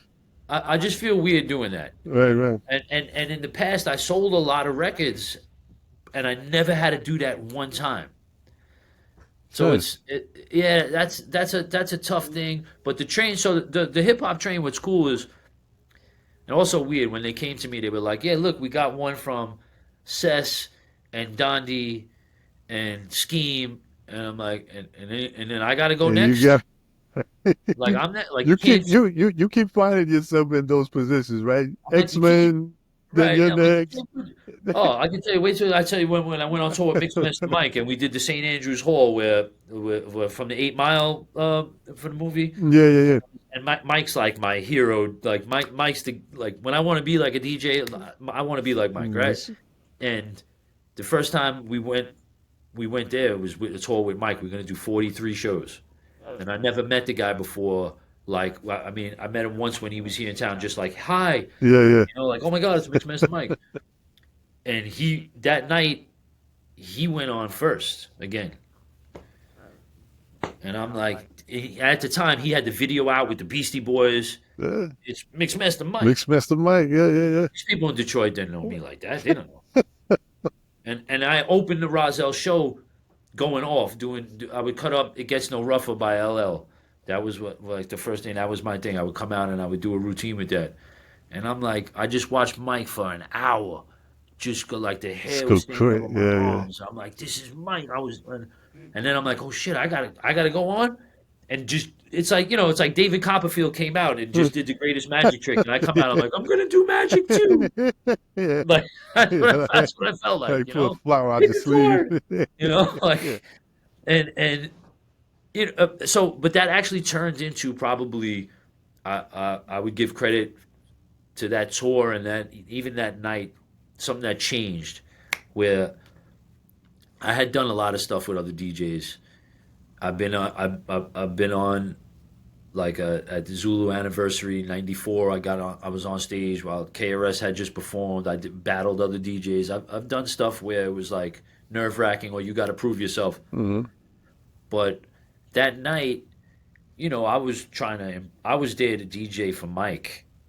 Honestly, I ain't gonna lie. Like, when I did that set, I was like hoping Mike stayed And watch it and seen, and I was trying to DJ for Mike to show Mike, like, yeah, like, look, I'm coming with it too. Like, but, like, respect me. Like, I love this guy. Like, I wanted his respect. She's Like, not. Yeah. badly. Right, right, right. And what was cool is, I mean, I've been good friends with Mike, so I can say this. So his road manager, Stefan, after we did the show, Mike stayed, watched, and then we went back to the hotel. We weren't all, like, we didn't really know each other all at that Hmm. time. So Mike went back to the hotel separately. And I remember when I got back to the hotel with Rahzel, his road manager, Stefan, was in the lobby. Okay. And he came over and he said to me, like, look, I don't know what you did, or I don't know you. I don't even know what you did out there, but whatever you did, Mike was digging it. And Mike said, like, yo, like, this guy's good. Like, I like that. Like, this. Nice. I was like, yeah, sure, whatever. Like, okay. Yeah. And then just that tour, we spent, I think we did, this is crazy. We did 43 shows in like 45, 46 days. There was just, every night was a different place. And that tour was the one that put my confidence to Yeah. where I started to realize, like, okay, like, I'm holding my own. People are loving what I do too, and we would rotate. So certain nights Rahzel would go on first, and Mike would headline. Certain nights it would be the opposite, and so it's always harder when I had to go on after Mike. But when you do that 20 something times, you start to get that confidence. Like, all right, like, I got, like, the crowd's loving me too. Mhm. Like, they see what I'm doing too, and Mike likes it, and then what really put it over the top was at the end of the show every night, Mike would come back out, or we'd come back out, and we would mess around improvising together. And I'm like, Mike's letting me do this with him. Nice. Like, this is stuff, like, I mean, the Dream Team with him and Q-Bert, or him and Apollo and Q-Bert, when they were doing that, like, that's like the epitome of scratch DJing for me. Like, me, Slinky, Spin Bear, we used to watch that, like, just amazed. And here I am, like, a few years later, and I'm getting to do that with him. And that's that, like, the confidence level. And then we toured with the Executioners, maybe 2 times. I Okay. think we did full tours with them. And then, so the confidence went through the roof for me after that. And then from, like, that was 1999. And then 2000 to 2012, you couldn't tell me nothing on stage. Like, I was good to go. Didn't matter who was there, what it was. I knew that if I had the respect and I did it with these guys, Then I, you I were know on. I'm doing something right. Like, it just made, you need that It put sometimes. To just, gave you that stamp, like it's the same thing when we were in the Hall of Fame. Me and Topaz were painting not that long ago, 2013, 2012, and we were doing something in the Hall of Fame, and I could hear somebody behind me talking, and they were critiquing my letters, right? Mhm. And so like the Hall of Fame could be a funky place. Like if you're not like super old school legend, I'm not in that list. Like that did 40 pieces there in the 80s. Uh-huh. Some of those guys are gonna be like, who's this dude? Why is he here? Right, right, Look at right. his letters. What is he doing? You know. And there's some people that came in there that were imposters that shouldn't have been there. So we're painting, and I hear somebody. They were saying positive things about my piece, Uh and talking about letters, and that's my thing. huh. And I'm always like, oh, thank you, whoever this is. Like they get it. This is great. This is great. But I don't want to turn around. Uh, so we just did our thing. A little while, somebody comes over to me and it was like, yo, Scheme was just behind you, and he was liking Mm. what you did. And I was like, Scheme who? Scheme? Like Scheme? Yeah, yeah. Like yeah, Scheme. And I was like, oh my god, like Nice. yes, Yeah, yeah, because yeah. Yeah, yeah, you yeah. know, like that's people that I looked up to, like Bio or Scheme. Like to hear somebody like that say something would mean a lot to me. And then it's cool because when I actually met him and talked to him, super cool, really nice guy. Nice. We painted a couple of times. We went out and did freight like not too long ago together. Really? Oh, that's Yeah, dope. nice. I got the Scheme artwork up here on the wall here, and like Nice, nice. definitely one of my favorites. So, but those are the things that mean a lot. You know, it's Yeah, yeah, yeah. Yeah, and those also I know I ramble on, but I no, just it's want to okay. add one thing. And so when we were talking about the hip hop trains, right? Mm-hmm. And I was saying like so they put out like I said it was Scheme and Tats Crew and Cess, and then I got to go. Anyway, so I wasn't gonna do it at first. I was like, people are gonna say stuff. What happens if I don't sell and nobody buys it or whatever? Yeah, yeah. So I decided to do it, and everything worked out great, and I'm very appreciative. I was actually surprised that I know I sound stupid, but I was surprised that people bought it, and I never expect anything. You know, Uh-huh. I don't. So what's interesting and cool about that though is the guy who actually runs Hip Hop Toys. Mm-hmm. His name is Trent. He had a booking agency in Australia called Slingshot. Okay. Trent is the guy who bought KRS, Kane, Common, Doom, Ghostface. Like, I mean, Tribe. He bought Tribe to Australia for the first time. Like Uh, all of those people, he bought them to Australia for the first time. He had Premiere out there, like huh. really great for the culture in Australia. There's other booking agents that we work with as well, but Trent definitely was one of the bigger guys that brought all of these people to Australia. So it's not like he's just some dude being like, "Oh, toys are popular. Yeah, Let yeah, me yeah, try to yeah. do Let me jump toys." on that, Hip hop man. guys like, nah, Trent is really in He's in it the for the culture. culture, and that's what's so cool that like he knew of us. We've Acknowledged. been in Yeah, yeah. Australia, and it was cool that they reached out for me to do that because of the graph and the hip hop kind of connection. You know. Nice, nice, man. That's really dope. They mentioned Scheme, Right. and anytime, besides, of course, he's a legend and everything, but I always go back and think about seeing him in Star Wars and Of his course. cocky self and everything, right? Of course. What did when you saw Star Wars, like That's my favorite. what what was I that? mean, Like, isn't that like that has to be probably one uh, of the that's no, best that's out just there?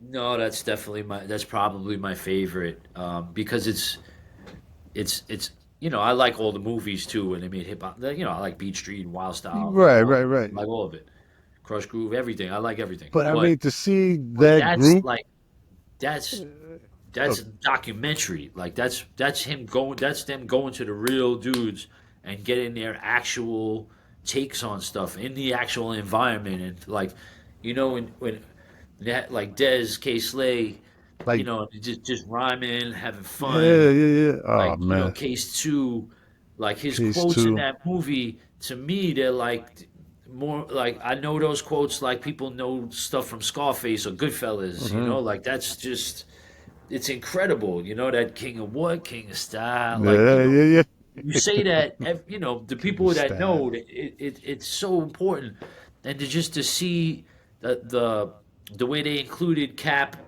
and showed the different side of it Uh-huh. and the beef side of it, and then you know it's just so raw. Like Scene and Duster, like Duster's Hmm. letters to me is just I love Scene, right? So Scene is just huge influence, fantastic, but for the real graph dudes, like a lot of people know Scene, but you got to go to the graph community, and then Yeah, they know Duster.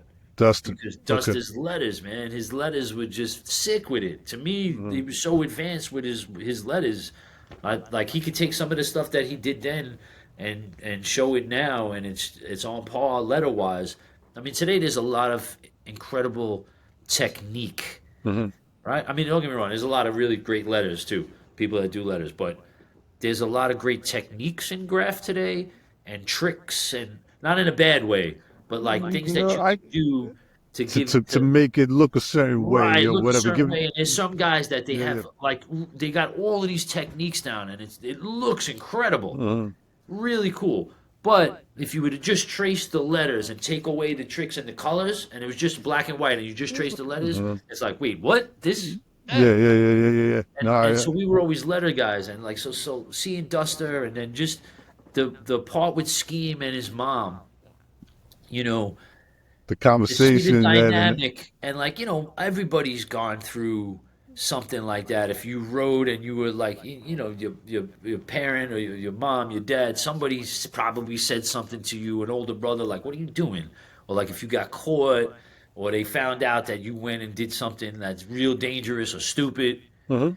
We've all been through those moments, and to see his mom and to see the different interaction, and to see him like when he gets frustrated too, when she's trying to like she's going back at him, and he's like, I don't care who sees it, it's not for them. Like, it's it's classic. real. It's It's it's so classic. real. Hmm. And actually I got to meet her one time, rest in peace, she passed away. But I got to meet her at Tough So City one time. his mom? Yeah. He, Oh, he get out of here. he brought his mom came to Tough City one time, and it was crazy because you if anybody else was right or brought their mom there, it would just be like, "Hi, Mrs. So and So, how you doing?"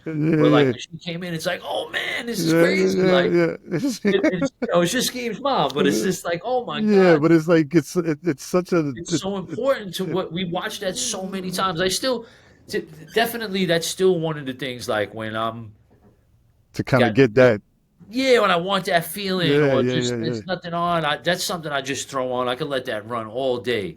That also the videographs by Nick One and Carl. The videograph 1, 2, 3, 4, 5, 6, 7. I think they went up to 8 or 9, maybe. I'm not Yeah, sure, but yeah, yeah, yeah. those videographs were also Hmm. like that was later on. That was probably like 89. They Okay. probably started around 89, I think, 89, 90. Hmm. But those videographs were also like really important. What they were doing, nobody was doing that. They were out at all the spots. They knew where to go. They had great footage. They had the right people in it. When they had the scenes with JA going and riding on the cop car and Hmm. all that stuff, like Yeah. it made these guys superheroes. And it actually, that's another thing though, is with documentaries and stuff like Videograph, if you got in, you became like a graph. I don't want to say legend, but like you're in the You're in legends. that. Yeah, yeah, yeah. You're like people talk and know of you. And there's some guys that might not have even done a whole lot, but you got in that, and like it just solidifies it. Like you could go now and sell artwork for more money than say somebody that might not have. Hmm. Like that was same thing with the DJ documentaries. Like there was times where we were like, damn man, like how you To, gonna to, do a to, documentary and it's based on scratching, and at the time like you got me and Spinbed and Sling, like, and and we're you not you, in you there. don't even Yeah, yeah. want to talk to us, and I'm like, come on. I mean, I know how it works, name game and who's friends with who and Some stuff, politics and stuff. Yeah. but that could make a gigantic difference in the perception of how people perceive you down the line. That's Sure. why I learned that. Now I'm like, when people ask, I don't want to say no. I want to make sure that like I have to go in, which I Hmm. hate doing, but like tell the story. And it's also hard sometimes where you like there's stuff that I feel that I kind of know. I don't. I don't want to say that I know is true, but I know that if I say certain things or say it in a certain way, there's certain people that might take offense to it, Yeah, yeah, yeah. or the people that don't know me or don't know exactly the exact history might think that you're full of shit, or what is this guy saying? I I totally can't tell understand what you people say. some of this stuff because you know No, so like I, with like DJing wise, right? Yeah. So there was we were so like when I say like so myself, Slinky, Spin Bad, and my boy Odie Rock, we were scratch based DJs, Uh-huh. right? Like I love the tricks. All right, Rock Raider was one of my favorites at that. I learned a ton from watching Raider. Okay, so I like I want to scratch behind the back, elbows and stuff for the show. It was great, fantastic. Beat juggling, I love it. That's like Rob Swift's world, Rob right? Swift, yeah. Just that like what he does with that is just I mean like he was born to do that. Uh-huh. I like it. We did that in the house. I felt when I would do that in public, if the three DJs that were there might like it, everybody else would be like, not getting why you're slowing it down the Not way. understanding the yeah. So we were always scratch based. Like I like production, right? So the producing part of it always made me look at the guys that were scratching on records and how they would make breakdowns and what they would scratch and how they would piece together records. So that's why I was saying when we started doing these cut and paste mixtapes, we were so good at it because the scratch you got to be able to cut really good Uh-huh. to add in all of those cuts. We were redoing scratch hooks and like it was the cutting part. And to be honest, at the time, even though it's New York City and it's like the mecca of hip hop and everything's here, a lot of the scratch based DJs were West Coast guys and a few in Philly, but it wasn't a New York thing. Huh. It's not. I know we had like DJ Scratch, like yeah, of course he could scratch and he was great. But even at a certain point, like we passed what he could do scratch wise, Uh-huh. and these people would ask, like, Yeah. there's times where people that I love that are my idols, and there's a bunch of them had asked us to either go to their house and show them stuff, cuts, like. I get If you okay. look I at get the top 5 to 10 best DJs of all time in most people's eyes, right? yeah. Half of those people, like they knew that nobody knew me, I right? get it. I get it. And Yeah. what we did is we were following the West Coast guys. Uh-huh. So now when people talk about flare scratches and technical stuff, 1-click flare, 2-click flare, all these Uh-huh. things, like now it's like a common thing and everybody kind of does it. But when we were watching that, I learned how to do that in 93, 94, and I was able to roll this 1-click flare thing, right? Uh-huh. And nobody here could do it. Like, it doesn't matter who says what. I'm just saying, like, they couldn't do it. And I have it on records, and I have tapes of it and the dates.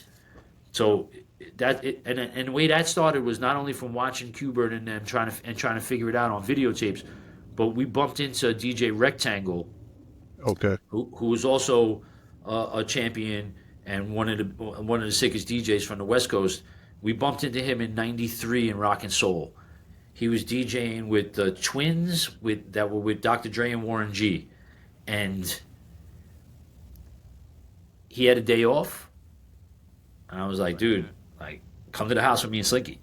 And he was like, yeah, of course. And when he came, he showed us the way that they were trying to do these 1-click rolling flare scratch things, technical nerdy scratch shit, but that's Yeah. what we really loved.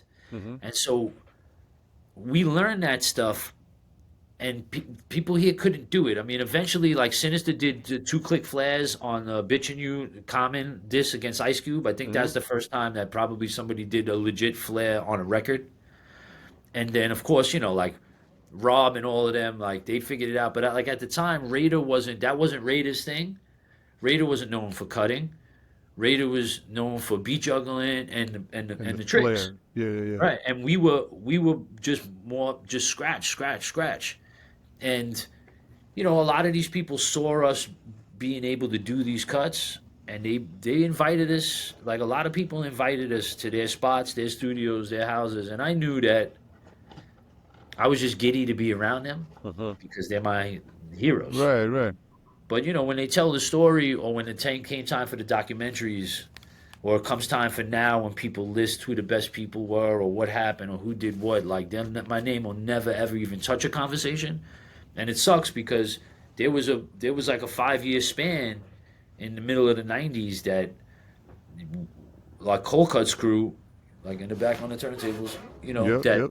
that me, Slinky, and Spinbad, if it would have came down to like, let's see who could scratch, like we would have people, it wouldn't have ended well for anybody. And I actually got in trouble. I got in trouble with that actually because I had mentioned that, and it got around to some DJs that I loved, and they were Yeah, mad at me actually back in the day for a little while. And really. then yeah, we did a tour, and I went, we went in the back of the tour bus and worked it out. And I Hmm. tried to tell them like, no, I wasn't like you, my favorite DJ. Some of these people, Like, you're like not it's trying to not at all. downplay, but at the same It's just that time, right. It's just that I'm doing I'm this also thing, not and you being. can't do it, and it's and what do you want me? Like it is what it is, you know. Yeah, Like yeah, yeah. that's our thing. But yeah, that's a tough thing. Like I was saying, like to stem from, how people that got into the documentaries from the graph ones and Uh-huh. the DJ ones, how they ended up, being put on a certain plateau or being mentioned more. Where sometimes people, even today, like I know Spinbad was obviously way more popular, did the radio and did Uh-huh. all of these things. I mean, and one of my favorite DJs. But like they'll mention mixtapes and be like, "Oh, this is the greatest thing in the world," and I'm like, "Yeah, I did that with him. I'm on the cover of the thing. It's me and him." Right, right. Like, who do you think came up with some of the idea? Like, that's I look, get that's it. I get it. Yeah, yeah, yeah, yeah, yeah. and it's Now, tough. th- That's tough. let me ask you. So, does it have? I mean, is there any part of that that has to do with the fact, like you were mentioning about the train, right, that you did, and Right, the promoting and that part of it? right. Does it have?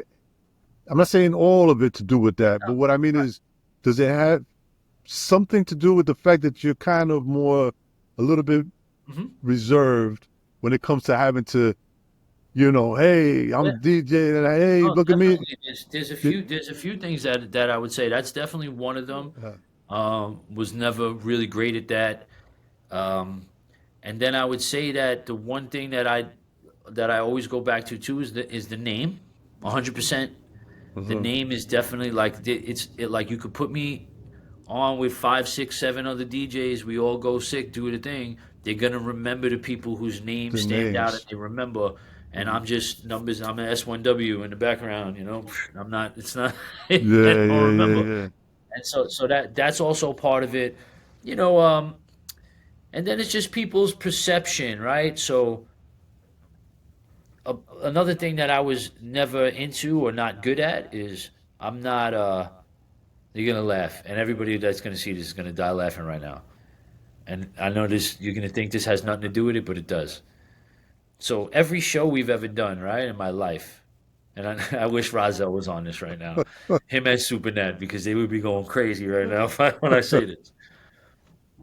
So I wore my Adidas pants with my Nike sneakers, right? Go ahead. So, It's okay. Get it out. It's okay. It's okay. all right, I see where you going. And so that's me, right? Like I never. I'm wearing a free T-shirt that Peter Pay gave me. You know, I never showed up and looked the part.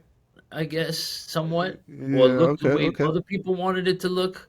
Or how they Um, think you're how they supposed to think they look. should, right? Right, right, Or right. how I would carry myself or act, or I would never. I never called anybody to get on a guest list. Yeah, I yeah, never yeah, yeah. I never rolled up like I'm the guy. Uh-huh. I never like there's times when I've DJ where my name's on the flyer and I pay to get in just to show everybody like, look, it's cool. Like, look, this is how it works. Like, here, Mm. it's $15. Like, Yeah, yeah, yeah, yeah. And so Yeah, like no, yeah, that, I get it, man. you understand. I There's a totally way, understand. Yeah. and this is something that I've watched friends right have to grapple with as success Hmm. came to them in other areas where they were more like me, Hmm. right? Like they would just like we'd shop at Models, like Hmm. Yeah, yeah, like, yeah. and then it's like, yo, dude, you're the guy. Like The you're key. doing some big stuff now. When Flex rolls up, like it's just a perception. When they see the way he's gonna roll up, you can't roll up this way if you're gonna be in that world, Uh-huh. And it's definitely a thing, whether it's conscious or subconscious.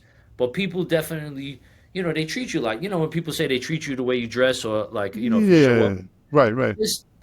I know it's hip hop, so it's not totally like that. But I was also never like the, I hate saying this, too much of the hip hop costume guy. Hmm. Right, so I look at a lot of people sometimes over the years, and I'm like, all right, like they have every trinket that you could possibly put on, every little thing, and everything matches the thing with the thing, and I'm like, I Nah, got two pairs of sneakers, they both got paint all over them. yeah, Like yeah, yeah. Nah, I get it. I get it. I'm not, my headphones aren't gonna match my sneakers, and I have 17 colors for every day of the week and that stuff, and I Yeah. think that somewhat, like No, there's no, but something also in it's the perception, but you see, know, at the same it's a thing, time, there's nothing wrong with that. right?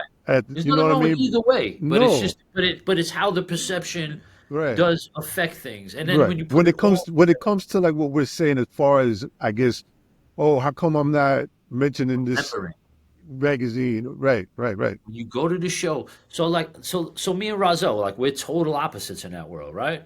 So Rahzel's got the sick bedazzled jacket, Jacket and everything. Yeah, bedazzled yeah. hats, and the thing. Like he glows when he comes in. He comes in looking like, Yeah, we yeah, laugh. Like, I mean, now when we show up at places, I'm like, you look like the pimp, and I look like your accountant. Like this is so yeah. crazy. Like this is just, but like it's, it's a thing. Like we would, when we were, okay, so when we were traveling in Europe, like part of the joke was we would show up sometimes, and so it was three of us. It was Rahzel, Ajale, and me.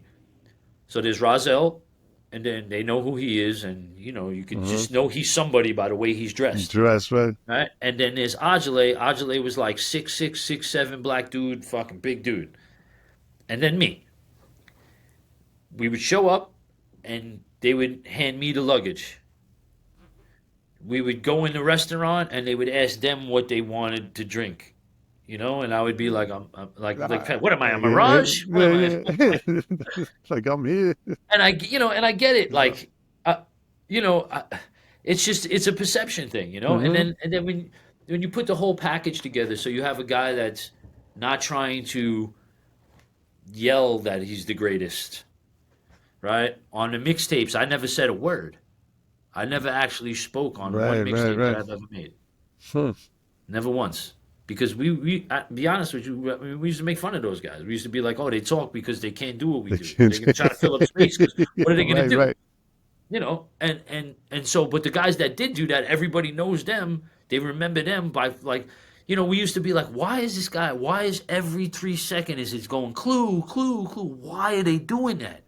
But now, I mean, It I was a know why. different, yeah, yeah, No, and yeah, I know yeah. why. No, I know why, and it worked great. I mean, like we were wrong. Like we were like I should have put that more in the thing. Like, listen, I get Yeah, it. Like I but it didn't was a wasn't thinking different like that. time too. But I Well, just wasn't thinking like that at that yeah. time. I'm just thinking of like I got to get these scratches down that this guy did that I want to get better at. That's Huh. all I was thinking about. I didn't roll up like I said. I show up dressed like you know Yeah. like No, like it's funny because I'm just wondering now because at first I was gonna say oh it's like a different time, but then if you start thinking like Kid Capri was doing that early on as well, right, so it's right. not No, like it was a 100%. different time. No, Yeah, I 100%. wonder. I guess it's just a And it different affected, no, mentality. it Yeah. just, it's a different approach, it's a Uh-huh. total different way to do it, and it's just, and I know that it hurt, like it did work for a lot of these people, Uh-huh. where like I didn't do that, and I But know did that it? But did it hurt? I mean, I'm just saying, well, okay, looking this is back, the did way I it see it really hurt. hurt Well, you? no, listen, I can tell you this. Like, I mean, as far as career wise, I Look, mean. I'm thrilled at what I was able to do. Uh-huh. I never thought if you would have went back to when I first started doing anything and told me that I would have been able to do even one or two of some of the things that I did, I would be Uh-huh. like, "Wow, that's crazy," Uh-huh. you know. But like, did it hurt in the sense that like maybe like now, like so nowadays, like the only thing that matters is followers, right? It's Uh-huh. like everybody goes, like they just base everything off of that kind of stuff, right? Followers and likes. Like I can almost go down the list and look at followers and likes and tell you how much they're gonna offer that guy to get to DJ, Uh-huh. how much money or whatever, or how many they're gonna sell, or how much their stuff gets streamed, or because it's a popularity contest. And I just wish that I would have gave myself those advantages early on Uh-huh. to build it. I didn't know that it was going to end up being a popularity contest, Right. but Right. it would have been nice, like, because like a lot of these people, they just had a huge head start. So where if we compare resumes, right, skill sets resumes. So there's guys that are humongous that never really went out of the tri-state area. Mhm. I've been to like 60 countries and DJed huge festivals and events and like touring with sick artists and doing all this stuff. And they didn't hardly do any of that. And they're way more popular and bigger. And so it's like, I just wish, and then even there's a lot of people like me and that I would consider my peers that did Mhm. similar stuff. And even some of them, they got much bigger followings because they played the game They a little bit better. Yeah. marketed and Yeah, yeah, they yeah, market it yeah, they better. The market name is themselves better. better. Maybe the outfit might somebody might remember them from that. And then Mhm. and then there's a thing like like as a for instance, right? Just to show you how people think. Okay, we did it a show with Questlove in Denver. Right, Mhm. this is a while ago, and he was there to DJ, and he had his hair braided. Right, he didn't have it out. He didn't have to have. Yeah. We're in the dressing room, green room, and I'll never forget because the promoter or the guy that paid for us to be there, whoever, he came in and he was distraught that he didn't have the fro That's because he thought in his mind nobody's going to know who this guy is or care. like it's not you. And It's I'm not like, you. holy shit, this guy booked a haircut. Like, like, did you book the guy from the Roots that plays the drums and is going to DJ, or did you book a haircut? Yeah. And, That's and but it's so true to where like like they there felt probably they was some people there that when Quest came out were like, like, yeah, who is that? that don't look like the guy that I love. And there is a thing there's a thing It to is. that somewhat, It and, is. and and I was always just horrible at that. And I have no thing like Mm-hmm. that. There's no standout thing. There's nothing I'm known for. Like there's stuff that a lot of my favorite DJs or they like there's something they're known for. They look a certain way, do a certain thing. Like I'm not I just do what I do. Yeah, yeah, It yeah. was never like a thing for me to stand out. So like, this is stuff that I would tell new like a lot of the younger kids when they ask, Mm-hmm. like I tell them right away. I'm like, listen, don't do what I did. Don't fight marketing and branding because I always fought that. I'm like, I'm not McDonald's. Like I don't need my logo to be put in your face all day long. But you do now. Yeah. You do. I mean, Yeah. you do, and you got to stick to it, and it works. It does work. Like Yeah. it's proven that it works. Just the same way Yeah. when you see these YouTube videos where they tell people like how to make their Instagram page get The- more followers and yeah, do better. yeah. The crazy part about it is that I actually talked to a representative from Meta one time, and I was able to ask them questions about, and he told me straight up, he was like, "Listen, that all of the stuff that they say, yeah, it works. That's the stuff that actually works. And when you see the people that do it, it works. Huh. It definitely works. There's reasons why people do those things, and it is there is a thing to it. Like there is a branding, marketing aspect, the way people perceive you, the costume, the clothes. Mm-hmm. Like there's some guys, like I said, they come out, they have every trinket in the book, or they act a certain way, do a certain thing. Certain could be hairstyle, could be facial hair. There's a reason that before Black Thought had the beard and the thing, like he would walk around and no one would know who he was. Mm-hmm. Roots fans wouldn't know who he was. Yeah, And it's yeah, like yeah. one of the greatest MCs ever. He just walked right by a regular dude. And Mm-hmm. he knew it. And like, I'm not saying that he specifically only grew the beard for that, but like they know there's a way to like Yeah, yeah. give To yourself an to image. kind of stay Right, engraved right, in right. people's And minds there's and there's stuff. definitely stuff. There's definitely something to that. Yeah, for sure. And I'm Uh terrible. yeah, but I'm happy. Like I I said, I'm happy with but hey, with you that. But must have done something because how did you end up on Regis and Kelly? okay, well, first of I all, haven't seen too much. I mean, I know they used to have a lot of now we're guests. going to talk about the next thing that makes that works for everybody. So I always tell everybody it's 5% skill Uh-huh. and it's 95% who you know. Okay. So same thing with shows. If you know the right booking agents, I mean, you got to have something to sell that people want. Right, right. But if you don't know the right agents, You could have all this talent, skills, everything in the you're only going to world. get. You can book yourself to a certain level of stuff, Mhm. but you're not getting the You're Live not getting Nation. into that door. You're not getting the Yeah. Live Nation concert shows or the certain festivals. You're not getting that. So for me, with that is we have a friend that was working at the show, Hmm. and the cool part about it is when he suggested to have me come up there, the cool part is that they were willing to do it, and it's not that they were just willing to have a DJ come on. They knew what I was gonna do. Uh-huh. You know, that's what I was like. I'm gonna come up there. I'm gonna do like, cause that we can get into stuff that I've turned down, and you're gonna be like, what's wrong with this guy? Like, holy the self sabotage guy is here. Yeah. I'm not gonna say the name, but after I did the Regis show, well, let me tell you the Regis. So Regis, when we went there, like he was into it, and they were like they asked questions before we went on. They were cool. Like was like, you sure? I'm wearing my jersey, Yeah. my basketball jersey. I'm wearing my hat. I'm not trying to, like, I know it's all middle-aged wives, housewives in the crowd. It's not my kind. I'm gonna scratch Public Enemy. Like, hear the drummer get wicked, Yeah, wicked. yeah. They're gonna wonder why is this guy just ruining the record and going wicked, wicked, wicked. Yeah, yeah. And they were like, no, do what you do. Do what you And do. that was just fantastic for me. Um, you know, I mean, Regis, something I would sit and watch with my mom is like Yeah, yeah, yeah, yeah. iconic stuff. And so to be Yeah. able to do that, but then also do what I loved, to bring that there. And they told me, they were like, look, he likes Dean Martin. And Yeah, I'm like, yeah, look, yeah. I was I'm gonna say, Italian. yeah, You don't gotta tell me.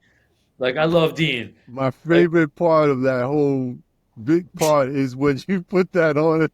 He's like, don't scratch D. right. So I knew I had that ready. I was like, oh, I'm playing Volare, right? So as soon Nice. as I had the chance to come in, I was blah, blah, blah, blah, blah, blah. And I said, don't scratch So he's like, D. what are I you mean, doing? Oh, it was I perfect. And love that that. wasn't, it was all authentic, not rehearsed. He didn't know I was going to do that. Really So it nice. was really cool. The only thing they told me was that, which was crazy, is they were like, at the end, Kelly wants to rap. And I was Oh, like, oh, all right, whatever, And I'm like, what does she know, And then somebody asked her or whatever, and they were like, at the time the Mim song to was the on. They were like, memes. Yeah, yeah, yeah. this is why I'm hot, and I'm like, all right, whatever, I got it. Doesn't matter. Like this, so like, It so that worked. was It worked. fantastic. Oh, it was so much fun, It worked. and I was blessed to be able to do that. The same way Scribble in late '90s. Scribble was doing the show with Tyrese. I don't know if it was after Total Request Live. I think it came on right after Total Request Live. Tyrese and Scribble had a show. It was Tyrese. at, it was yeah, on MTV. On MTV. Oh yeah, I know yeah, it was yeah, yeah. Total Request Live with Carson So, Daly was like 3 o'clock, and then at 4 o'clock I think it was Scribble. Yeah, Tyrese. So, anyways, they had the first hip hop week ever on MTV. And it was cool because they actually had Rahzel before I was DJing for him. They had Rahzel doing like these little commercial break things for it, which was cool. He did one with Slick Rick too, and then he did something with Foxy Brown, I think. But Scribble said he's gonna bring me and Slinky on oh shit, to that's what that was. Right, right. It used to be, yeah, yeah, it was hip that's what hop that week, was for, right? I hip remember hop week seeing on MTV. the clips. Yeah, yep, Rozelle, Slick Rick, yes, he be yep. doing the beat and Slick. Yeah, Oh shit, that's they right. did hip hop. They did hip hop week, Yeah, yeah. and Scribble, Damn, I Scribble was forgot doing about well that. up there, so they listened to him, and he was like, "Listen, I want to bring these turntablist dudes on to really do what we do." Hmm. And so it was just that was another thing where I was like, "Wait a minute, you're gonna let me go on and like do drum scratches or like flare scratches on MTV in the middle of the day?" And they were like, "Yeah, you and Scribble and Slinky just go off, do what you do." And I was like, Wow. okay. So they actually let us do that for every show that week during Hip Hop Week. So we did like 4 or 5 days with Tyrese at 4 o'clock in the afternoon. Nice. The one day they had DJ Day and they had Grandmaster Flash out there, and he did like a showcase. Okay. But what's crazy is now this is where you laugh, and this ties in everything that we talked about. If I ever post a video of that, this is what you're gonna see. You You don't see the stylists at MTV arguing with me before we went on. You don't get to see that, but they did. Yeah. They did. They No were like, man. you should do this, you should wear that. Like, they have the room, like you could put this on and put Yeah, that. yeah. I'm like, This so is here's me. me, plain black shirt, black knit hat, like a Scully knit Yeah, black. yeah. middle of the afternoon on MTV. I look like an idiot. Like, it's just crazy. Everything's happy and colorful and MTV and even Scribble. Like he had his hair done. I had my head shaved at the time, so it wouldn't have mattered. But like, I think him and Slinky wore like they probably wore like a nice tracksuit. Yeah, yeah, You yeah. know, they definitely always looked nicer than I looked. Especially Scribble. And I had like a Russell Athletic Modell's black black plain thing on and a knit hat, just looking crazy, but and just head down, He's scratching. going crazy. So like most people that ever saw that, they would never remember that I was on that. But this goes back to kind What of we what were I'm just saying. talking about. Yeah, yeah. Then from that they let us do the Millennium Party at MTV. So when it was 1999 to turned to 2000, they had us up in the window of MTV in Times Square, and 15 minutes before the ball dropped, I mean, I don't know how many millions of viewers, they let us go off and do a routine. Mm, That was really cool too. Like, and that was all from Scribble, like hooking that up. yeah. That was a big one. It was great too because we always used to.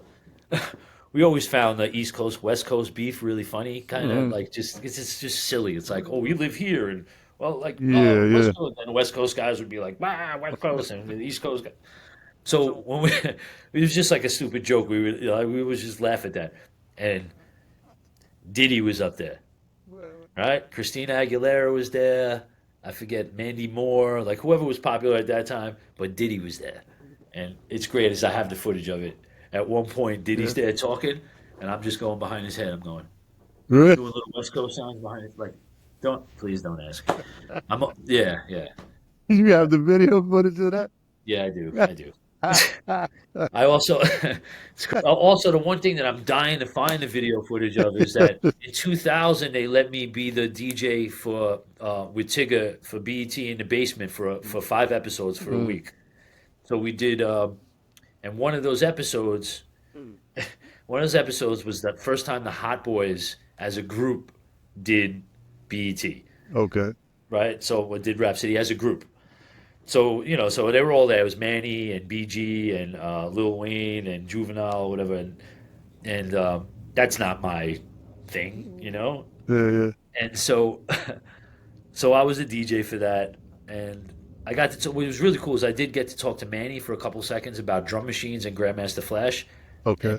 and I was very happy because as an ignorant underground New York guy, I I would think that would like I would just not think that that was something that he loved. Like he, Right? okay.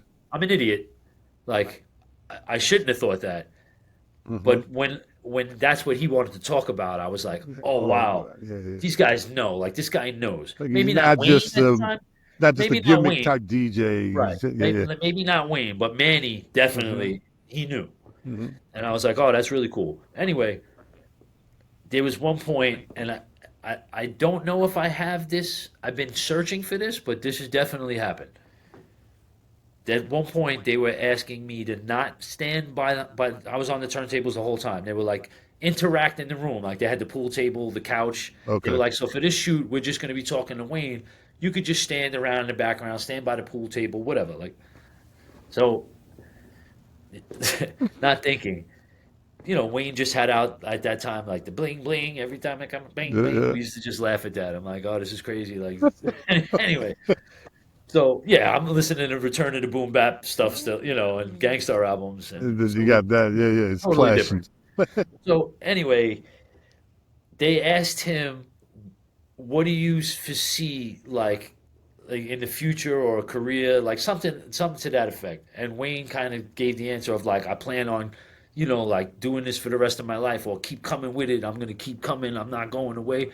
And I did but like, It was just like, I mean, I just kind of lost myself. Kind of forgot maybe where I was yeah, for a yeah, second. yeah, Like yeah, yeah. these cameras, but yeah, I did. I did do that. Was another one of my silly moments. Oh man. But now, so when I did the Regis TV you're, thing, you're just I too got a you're call. I'm too not gonna. pure, man. You're too Yeah, pure. well, just it's stupid. But so I'm not gonna say who, right? But Mm, when I did the Regis show, I got a phone call, and somebody was telling me that there's a meeting in California that you need to go take this meeting because there's a chance that somebody saw you, On a the Regis. producer and somebody else saw you on that Regis show, Wow. and they have a job for you that is maybe one other guy, but after they just saw you, if you go out there and meet with them and you win them over, like it's probably your job. And this is a job that most people would probably kill to get the job. All right. And it's something that would have, I mean, the booking agents were screaming at me like, this is it. This is the, like, we're going to book you at corporate events for $10 million every time. Like, they were going bananas. And I was a little skeptical because I'm like, cool, but you do know me. Like, this is odd. I know I did good on the Regis show, but this isn't my world. Yeah. We'll see. So I did. I went out there and I had this meeting with the people from the show that run the show, which is a top show. And, Not Helen, is it? I'm not going to say exactly. You're probably right. But they started asking me stuff that I was uncomfortable with, and not in a bad way. It's just that this is that I felt that I worked my whole life to do one thing, Mm-hmm. and to be me. And I was lucky that I was, I was lucky that I was able to just be me. Mm-hmm. So, like, not to use Spinbad as an example, right? But when we were together doing stuff, we listened to Big L and Gangstar and that stuff. Mm-hmm. That's his love. That's what he loves, and scratching. Mm-hmm. And so there was times, once he got to when it's like you're gonna get on Z100, like you don't say no to that. Nobody's gonna say no to that. Mm-hmm. But you're mixing Kelly Clarkson records. Mm-hmm. It's the worlds are just totally different. Like you're not in the same world. Right, And right. you have to deal with the program directors telling you like, oh my God, you can't play Mobb Deep again. Like that's not, we want stuff for girls. Seriously, Right, like right, this was right, stuff right. that he would get in trouble for. Mm-hmm. And it's tough. Like I just felt like I was so much the nonconformist guy. I mean, that's why, I mean, I'm the guy that put out the No Sellout album and No One Cares with myself dead on the cover laying on the floor. That's my mentality. Mm-hmm. That's how I look at stuff. And so they were more like, I mean, I was asked if I would be willing to DJ and drag. Like would I put on a dress and DJ? And I was like, I don't want to sound to them offensive, because it's not like I don't want to do it. I know it's a fun thing and it's a silly thing and something fun to them, but Mm-hmm. I'm like, yo, do you see what I do? I scratch Public Enemy records. Like I want to. I cut up Ultramagnetic. Like can I talk and have a great conversation and be funny and everything flow like that? Yes, but I only want to do it if I could still be and look like me and Right, right. bring my what I mean. The whole reason of having me there would be to bring my angle to what you do. And Not Regis take did that. me and mold me into something that Right. They I'm just, not. like Regis let me just be me. And that's why it was great. Yeah. So and so I ended up kind of saying I just didn't think it was for me, and that was Mm-hmm. the end of it. Everybody looked at me like I was a lunatic, but I'm happy that it just went the way it went. I didn't want to really do that. And then the same thing, like at one point when we were touring, a couple people from that book stuff in Vegas saw Uh-huh. me and they came over and they were like, hey, how come you never do these big clubs out here? And I was like, well, not only is that not my thing, I'm more of a tour DJ, it's just that I don't know the people that book those places. Uh-huh. And they were like, well, we do. We're the guys, we could get you in this place or that place. And I was like, oh, that's cool. I don't mind it. I could do that. I could spin a party. I could play parties. Like, all right, great. Then it got weird. So they were like, okay, listen, we're going to send you an email with some information and some stuff. And the first email came in and it was like, do you know this DJ and this DJ and that DJ? And I was like, yeah, I know who that is and that is. Then it came to, do you ever dress like them? oddest question anybody's ever had. Like, just I've never, So you know, crazy. hey Yeah, Premier, do yeah, you want to dress like Pete Rock? Like, yeah. it's just Right, like a right, weird, right. just a weird thing. And I was like, no, I don't dress like them. And at the time, it was like the thing that was in was like, the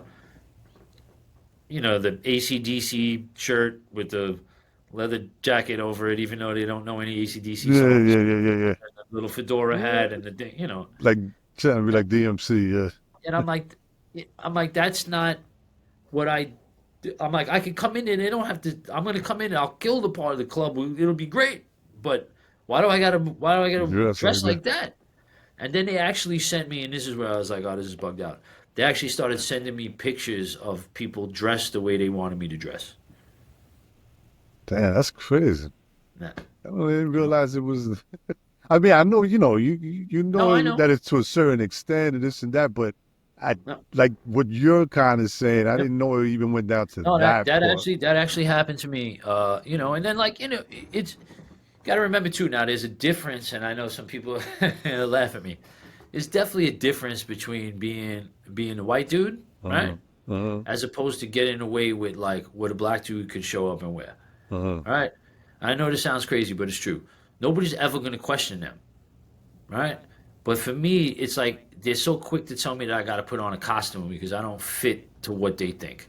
But they're not going to say that. Like I know, so like I love Mel Starr, like sick, super sick DJ. I know when he's out there rocking Vegas, like nobody's ever told that guy anything about. I mean, he dresses nice anyway, but I'm just they're not. Nobody's ever told him. They're not gonna tell Mel what like you Like, get. hey, how come you're not wearing I mean, like I what get it because Flex look is at me. I wearing? get it. I know that I don't. They don't want me up in the palms like wearing like this. Uh-huh. I get it.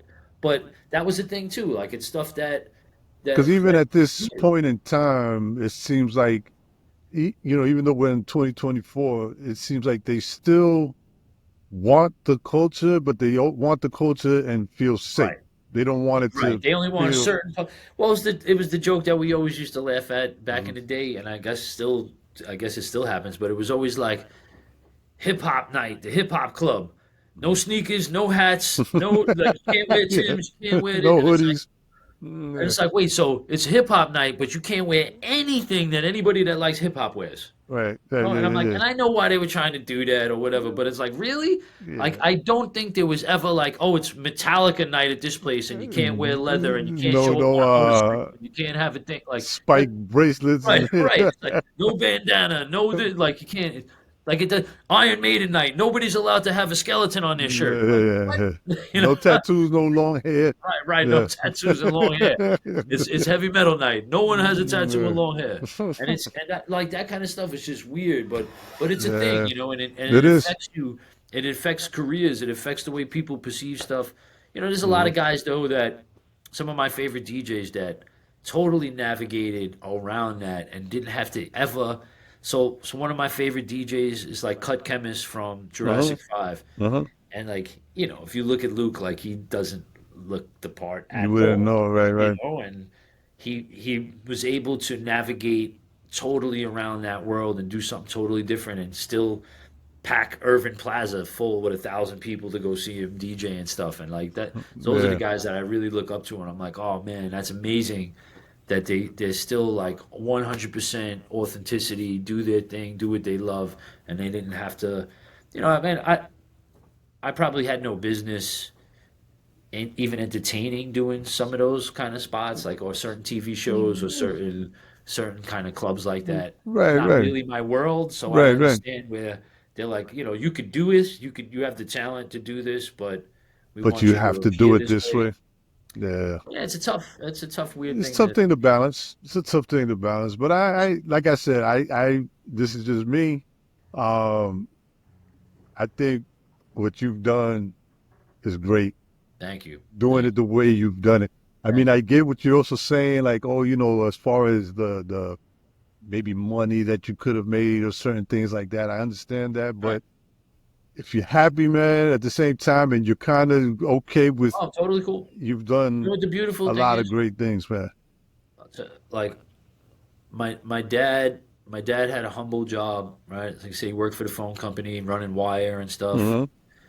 Um, and he showed me early on, or told me early on, just about a little bit about the stock market. Mhm.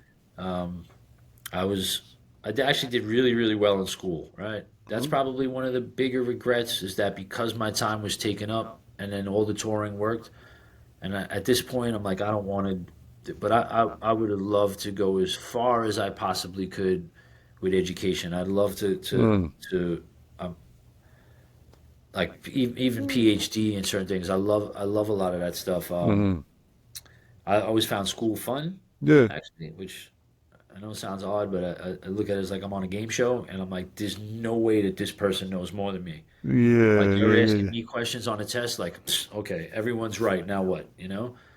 It's a But good way to look at it. yeah, no, like so Yeah. I look at it like that. But I love numbers and data, and so since I started my stock portfolio in the late '90s, Uh-huh. and I started putting my money in there when I did Scribble hooked me up with a tour for MTV. That tour, the guys from Sugar Ray, which is funny, Mhm. they actually loved what I was doing and then asked me to open up the concert for them as well as this other thing I was doing outside the concert for MTV. Uh-huh. And the money got bigger and it was a lot of shows and it was a real nice chunk of money at first. And so I started I had my money in my portfolio already, but then I added that chunk in Okay. and I started on my own. There was just a side hobby all the time when we were on the road all those years. I was always reading and learning and asking questions. And some people probably thought I was nuts because I was boring at that, Right. wanting Right. to talk about that stuff. But it was probably the best thing that I could have done. And what I learned to do was take money from the tours because I knew there's going to be a day where nobody is going to call Uh-huh. or I just don't want to do it, which is really what happened. Like, people were still Well, calling when I walked away. you were explaining also, you had a, Yeah, your family, right, family and yeah, everything, right. and So it's I just felt like that day could come, and I was so even when I did my records, you know, I made more money with my records than people would think because there was money to be made in records at that time. uh-huh. Like nowadays, it's weird. It's very weird with the streaming stuff. It's oh my god. And even record sales now, everything is like limited edition, only 100 copies, 200 copies. It's funny. Not that long, I forgot. I don't mean to cut you off, but Yeah, I forgot what artist it was. It was like an established artist, and they right. put out an album. Remember, like back, like throughout the '90s and stuff like that. Like they would say, "Oh, first week sales 300,000, 500,000." This was like I can't remember, but the number was like Oh, it's 10,000 first week sales, 12,000. yeah, But yeah. they put it out like it was something great.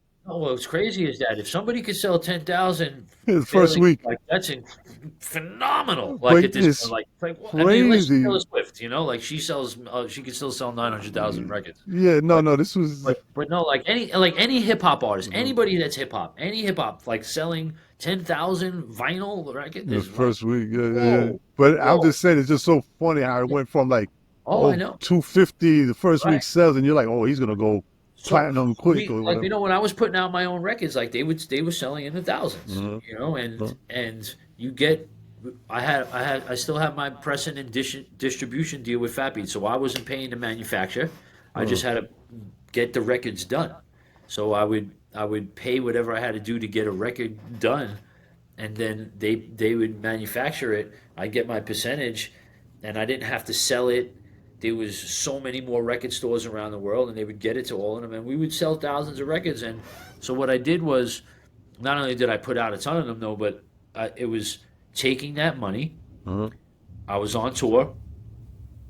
Wife works. We have health insurance, and I'm like, okay, look, most people would be taking if you're a fireman, if you're a police officer, if you're a nurse, you would be taking 10% of your salary, your weekly checks, Uh-huh. and you would be putting that into your 401k, or like how the city has like the TDA retirement accounts for, and the city matches 7%, 8%. Uh-huh. So I don't have that, and so I'm like, I gotta like super save. Uh-huh. And so what I did was, like I said, shop at Modell's and have free T-shirts. I have nothing fancy. The only thing I spend my money on really was my turntables, or if I need the right laptop or gear to make stuff. But that's where my money would go. That was it, and I would keep growing my portfolio and learning. And then I had a decent amount of money saved and didn't know what to do with it because I was a little nervous. Uh-huh. And everybody was trying to force me to be a landlord, telling me to go buy a house and do rental kind of Uh-huh. deal, and I did not want to do that. I'm not. I know that I would be the guy to rent it out for lower because I feel bad for people Yeah, yeah, yeah, instead yeah, of yeah. charging them over like everybody does, and it just wouldn't work out for me. So I had this chunk of money, didn't know what to do. 2008 market crash. I've been following for about 10 years already, putting money in.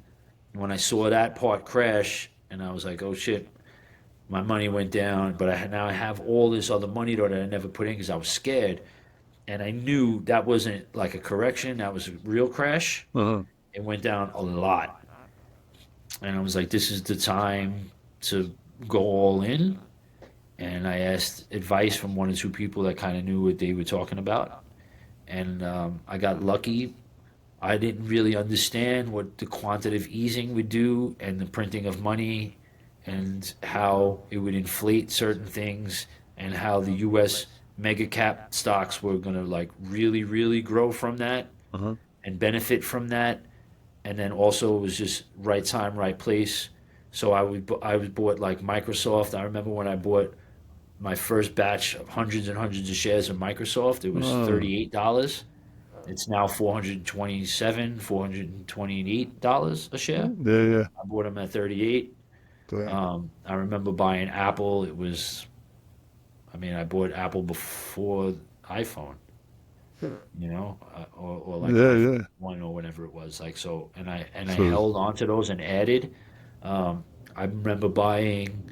I bought Facebook, which is now Meta, uh-huh. and I remember when the IPO came out, and it was like I don't know. I bought it maybe about $50 a share, $52 a share. It's now it was 570 something a share, 560 something a share. Man, that's And crazy. I added in when it dropped back down to 120 about 2 years ago. And so I looked at my thing go down, but I knew from following along, getting advice from smart people, now's the time to add more. And just that really helped me a lot. That's like between that and my wife, that's the Uh-huh. safety net of where I don't touch it. I don't plan on touching it, Uh-huh. but that's the safety net of where you see some people like or some rappers or people from say 90s or 80s that sometimes that they rather be home with their family. But The can't. touring thing is fun, but it's tough. Yeah, And yeah. sometimes you don't, you got to get on that plane Uh, to France or Germany or Japan just to make that money to and so, do what you I got to pick and do. choose my spots. I definitely do want to do another full run around the planet with Rahzel Yeah. before I'm not here anymore. How and when we'll talk, we'll figure it out. But I definitely want, like, that's definitely something I need to do that. Like, What a, what about albums? Like, you any plans So or yeah, so you ideas of? know, once again, I'm gonna just talk shit about myself. So, so, so for a long time, I have a lot of songs recorded. I'm gonna have to actually go and talk to a bunch of different MCs and make sure that they're cool with me putting these songs out because, Uh-huh. like, I have stuff with like J. from 2008, 2009. I just never put it out. I Wow. have stuff with KRS. Like I have multiple songs with him. I just never dropped. I have newer stuff that I recorded with people like Afro Uh-huh. or Ill Bill, RJ Payne, Sky Zoo. I have stuff. I have something that I did with EST from Three Times Dope that's Yeah, yeah, 23 yeah. years old and I never put it out. What? Yeah, yeah. Like, So like God. I'm gonna just probably put. You know what happened? I tell you the truth is that there was a span when Fat Beats was putting out everything that I touched because the records were doing well. So Uh-huh. when I turned them into record, they were like "Pfft, great, boom, Let's go. Yeah. and they would put it out and we would sell. Then there was a span when I think Joe and Fat Beats were a little bit overwhelmed with how the sales went down so much this was before everybody figured out limited edition, how much to make, and not stores were closing all over the place. Uh-huh. The physical locations, um, the online sales, they were trying to figure it out, and they weren't as willing to just press everything. And Right. so I did an album or two that had just like my other albums, and it had everybody on it, and MOP and KRS and Joel Ortiz and this one and that, and they were a little bit more skeptical about wanting to press because they didn't know If it how was. many they could sell at that point. And Mm-hmm. there was a 5 year span where it was rough. Uh-huh. You know, that 2010, 2015 in that era, like it was a weird time with pressing vinyl and how much it was going to sell or not. And so I got like super discouraged because I'm like, oh man, like this is like if they're like not sure if it's going to sell if we put it out or not. And like I'm not trying to be a store. I'm not trying to press stuff up, have it shipped to my house, and then be mailing out records. I see people doing now, but like that's not. Yeah, That's a job. That's a whole that's other thing. another thing. Yeah, yeah. That's a So, different thing. I want to create stuff. That ain't so. So I was like a little discouraged, and then the streaming thing comes along, and it's like everything's up on streaming, and I'm like, okay, cool.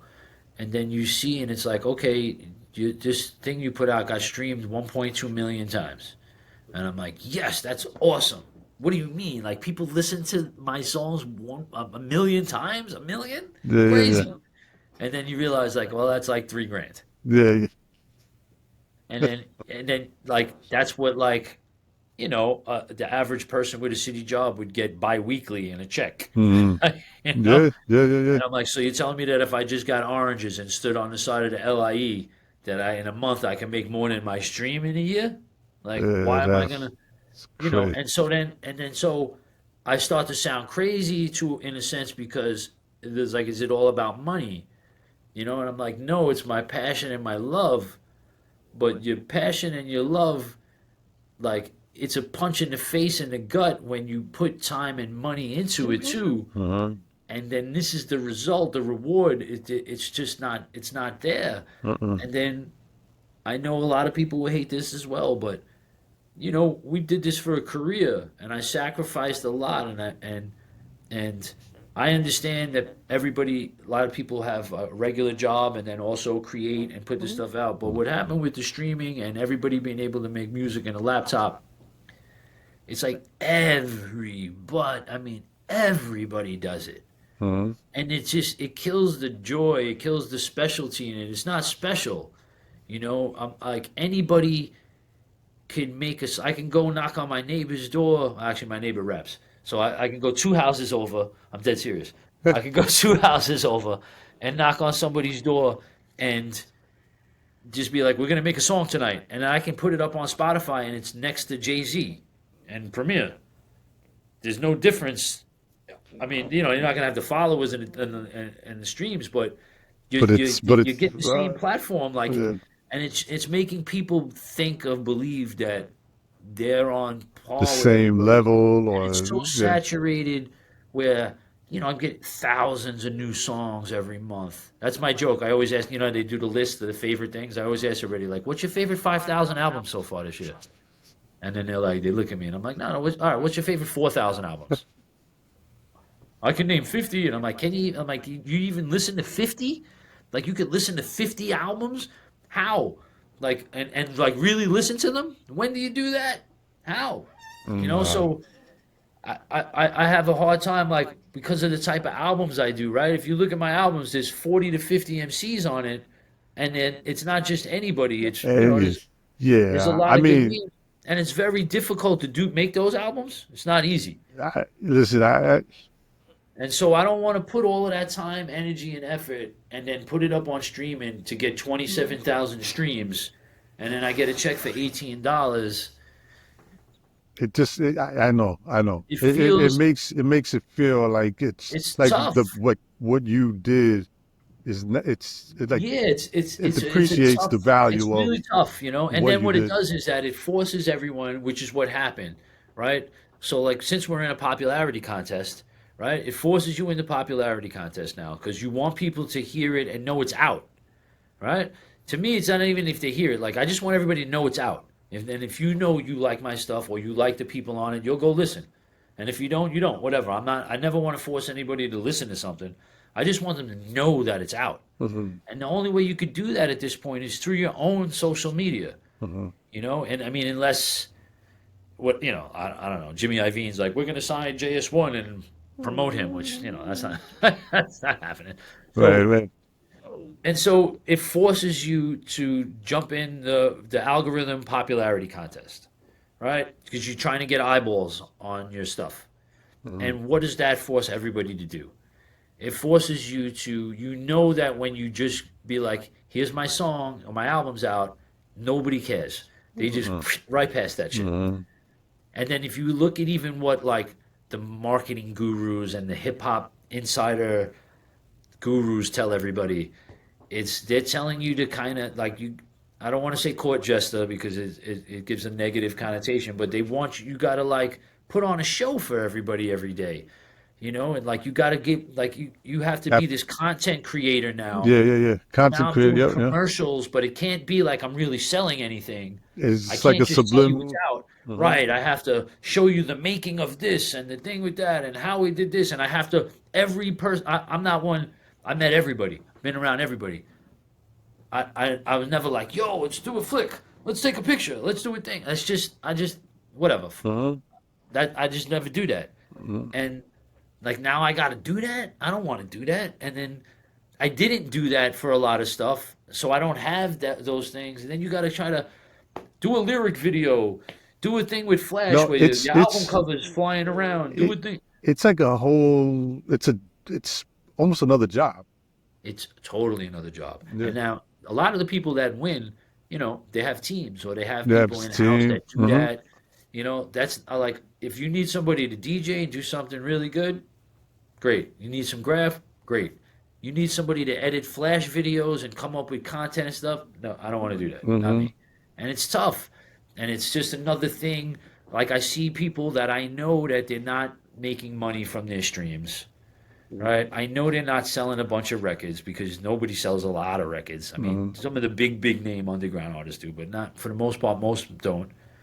And then I see them paying people to do a music video and a flash video with this thing and then another thing to have content. And I'm like, you're just putting yourself, this is an expensive hobby at this point for a lot of people, It you is. know? It And is. it's, and it just, it takes the joy out of it. It Hmm. takes the fun out of it. It's not special.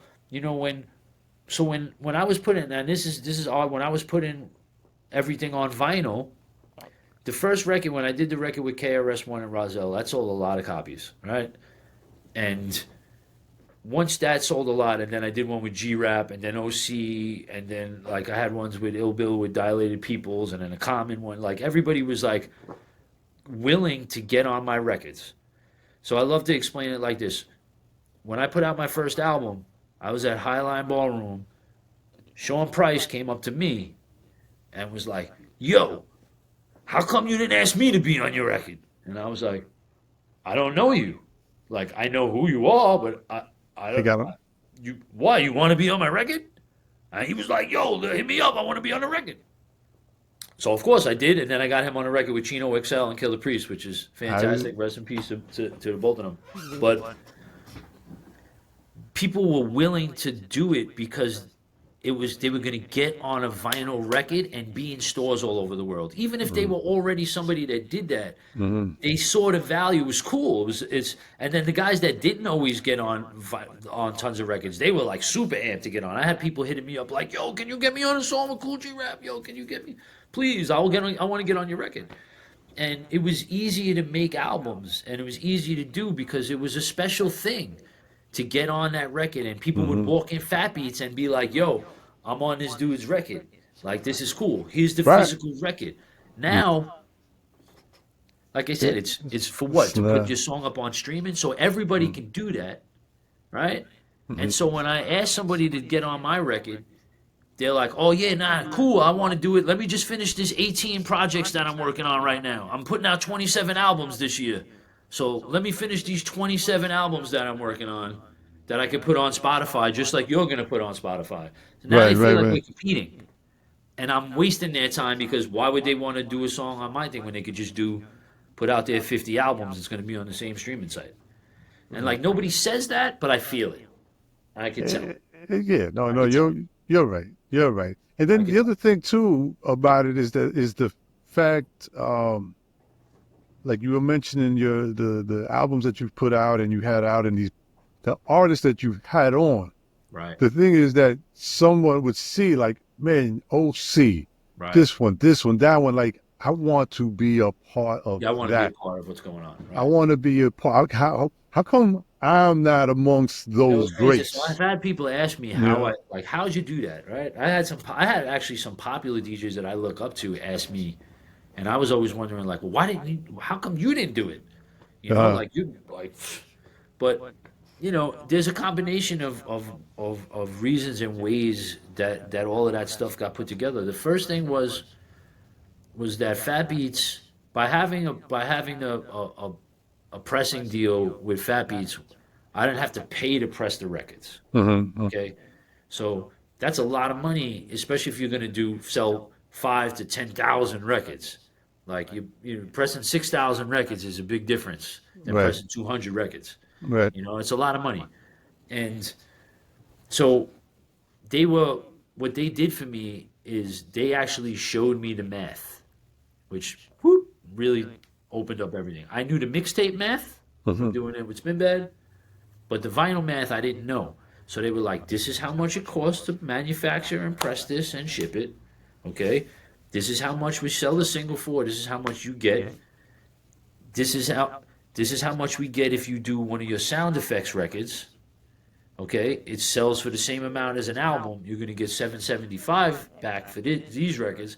And so I was able to do math and say like, "Well, okay, I know how much I'm going to make on this." Right? As opposed to today, where people have no idea what they're going to make on almost. I mean, some guys do, but for the most part, you're just hoping you sell your 200 limited edition copies, and then mhm. streaming, is just you're not going to make a lot of money unless like Monch makes Like some money what? or whatever, like people that are pretty known. So I was able to pay people. Was the first thing I always tell everybody that I'm like, did you go around and ask? You think you're going to go to G Rap and be like, hey, just do this for me? Like, yeah, he might have a relationship with some people that he might do that, but like, you think that that's how the world works? I didn't ask nobody to do anything for free. Some people Mhm, did do stuff for free, and there's also other ways to do it. So when we were touring a lot, okay, we were touring a lot more than a lot of the people that we look up to. A lot of the artists that mhm. people would consider way bigger than us, we did way more shows than them. And we were doing college gigs and these corporate gigs that they didn't even have access to, so they didn't know where to even go for that. So some of the trade offs were a few artists. I was like, listen, I could put you in touch with these agents. Can you do a verse? So that worked. Some people was like, yo, can you do some scratches on my stuff for me? Some people were like, I hooked So, some people up with stuff, and then it was just being around in the scene. We were at everything. I was at all the different things. We were at all the Zulu anniversaries. We were at all the Rocksteady anniversaries. We were up in the, we went to the tunnel. We went to the Arc. We were at this, we were at all the different mhm. places, and you meet people and you're around. We were at Fat Beats constantly. Right, right, right. You just we were at all the DMCs. I was at the New Music Seminar. I was 5 feet away when Craig G battled Supernet up in the front at the New Music Seminar. I was 5 feet away from that. Actually, crazy stat. To me, I love the battle scene, but the real battles was like that, right? Because that was real. Those were real battles. So Nat battled Craig G twice. He Mhm. battled him in the New Music Seminar. He battled him at Wetlands, and then Nat battled Juice at the Wake Up Show Shoot. anniversary in Yeah, San yeah, yeah. Bernardino Valley. All right. I am the only person on Earth besides Supernet that was at all three of those. I was at the one at New Music Seminar. I just happened to be at the New Music Seminar thing, and Right. I was like, "Whoa, this is crazy."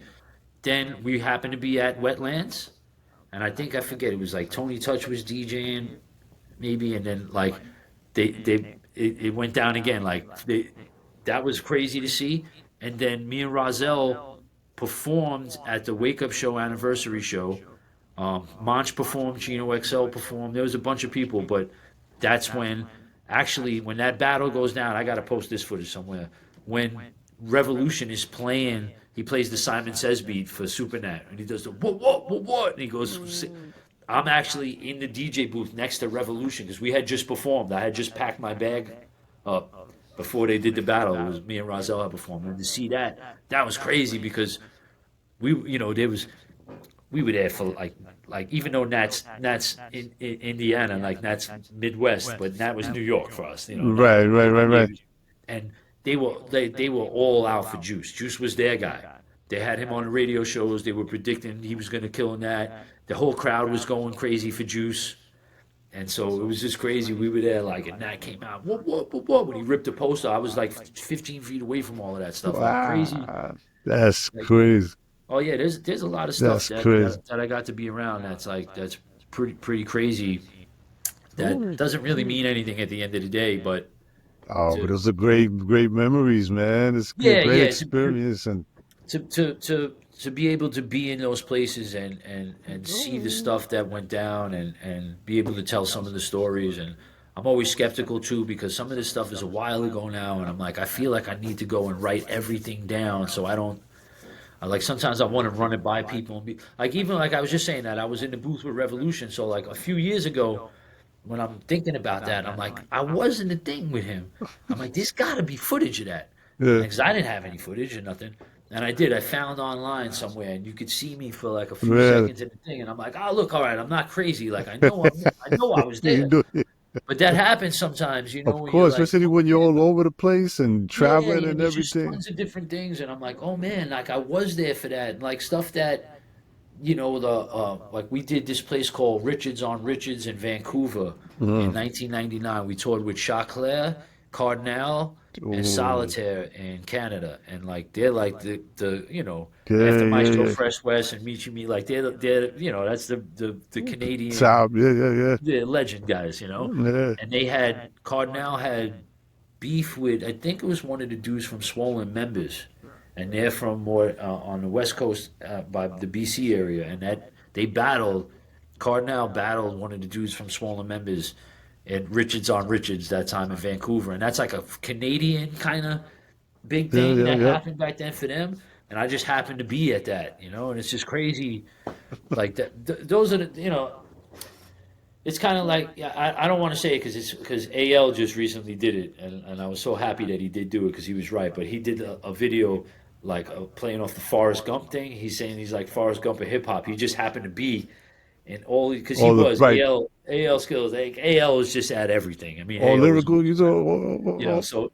But I feel like that. I feel like I just there's so many things that I just happen to be around or yeah. be at that because of the touring or being with Rahzel or the different situations that it's like oh wow this is crazy that I'm here like When you say you talk about all lyrical, right? yeah Yeah, yeah, yeah, yeah, yeah. He is, man. I mean, I keep seeing that every once in a while. I see like a picture.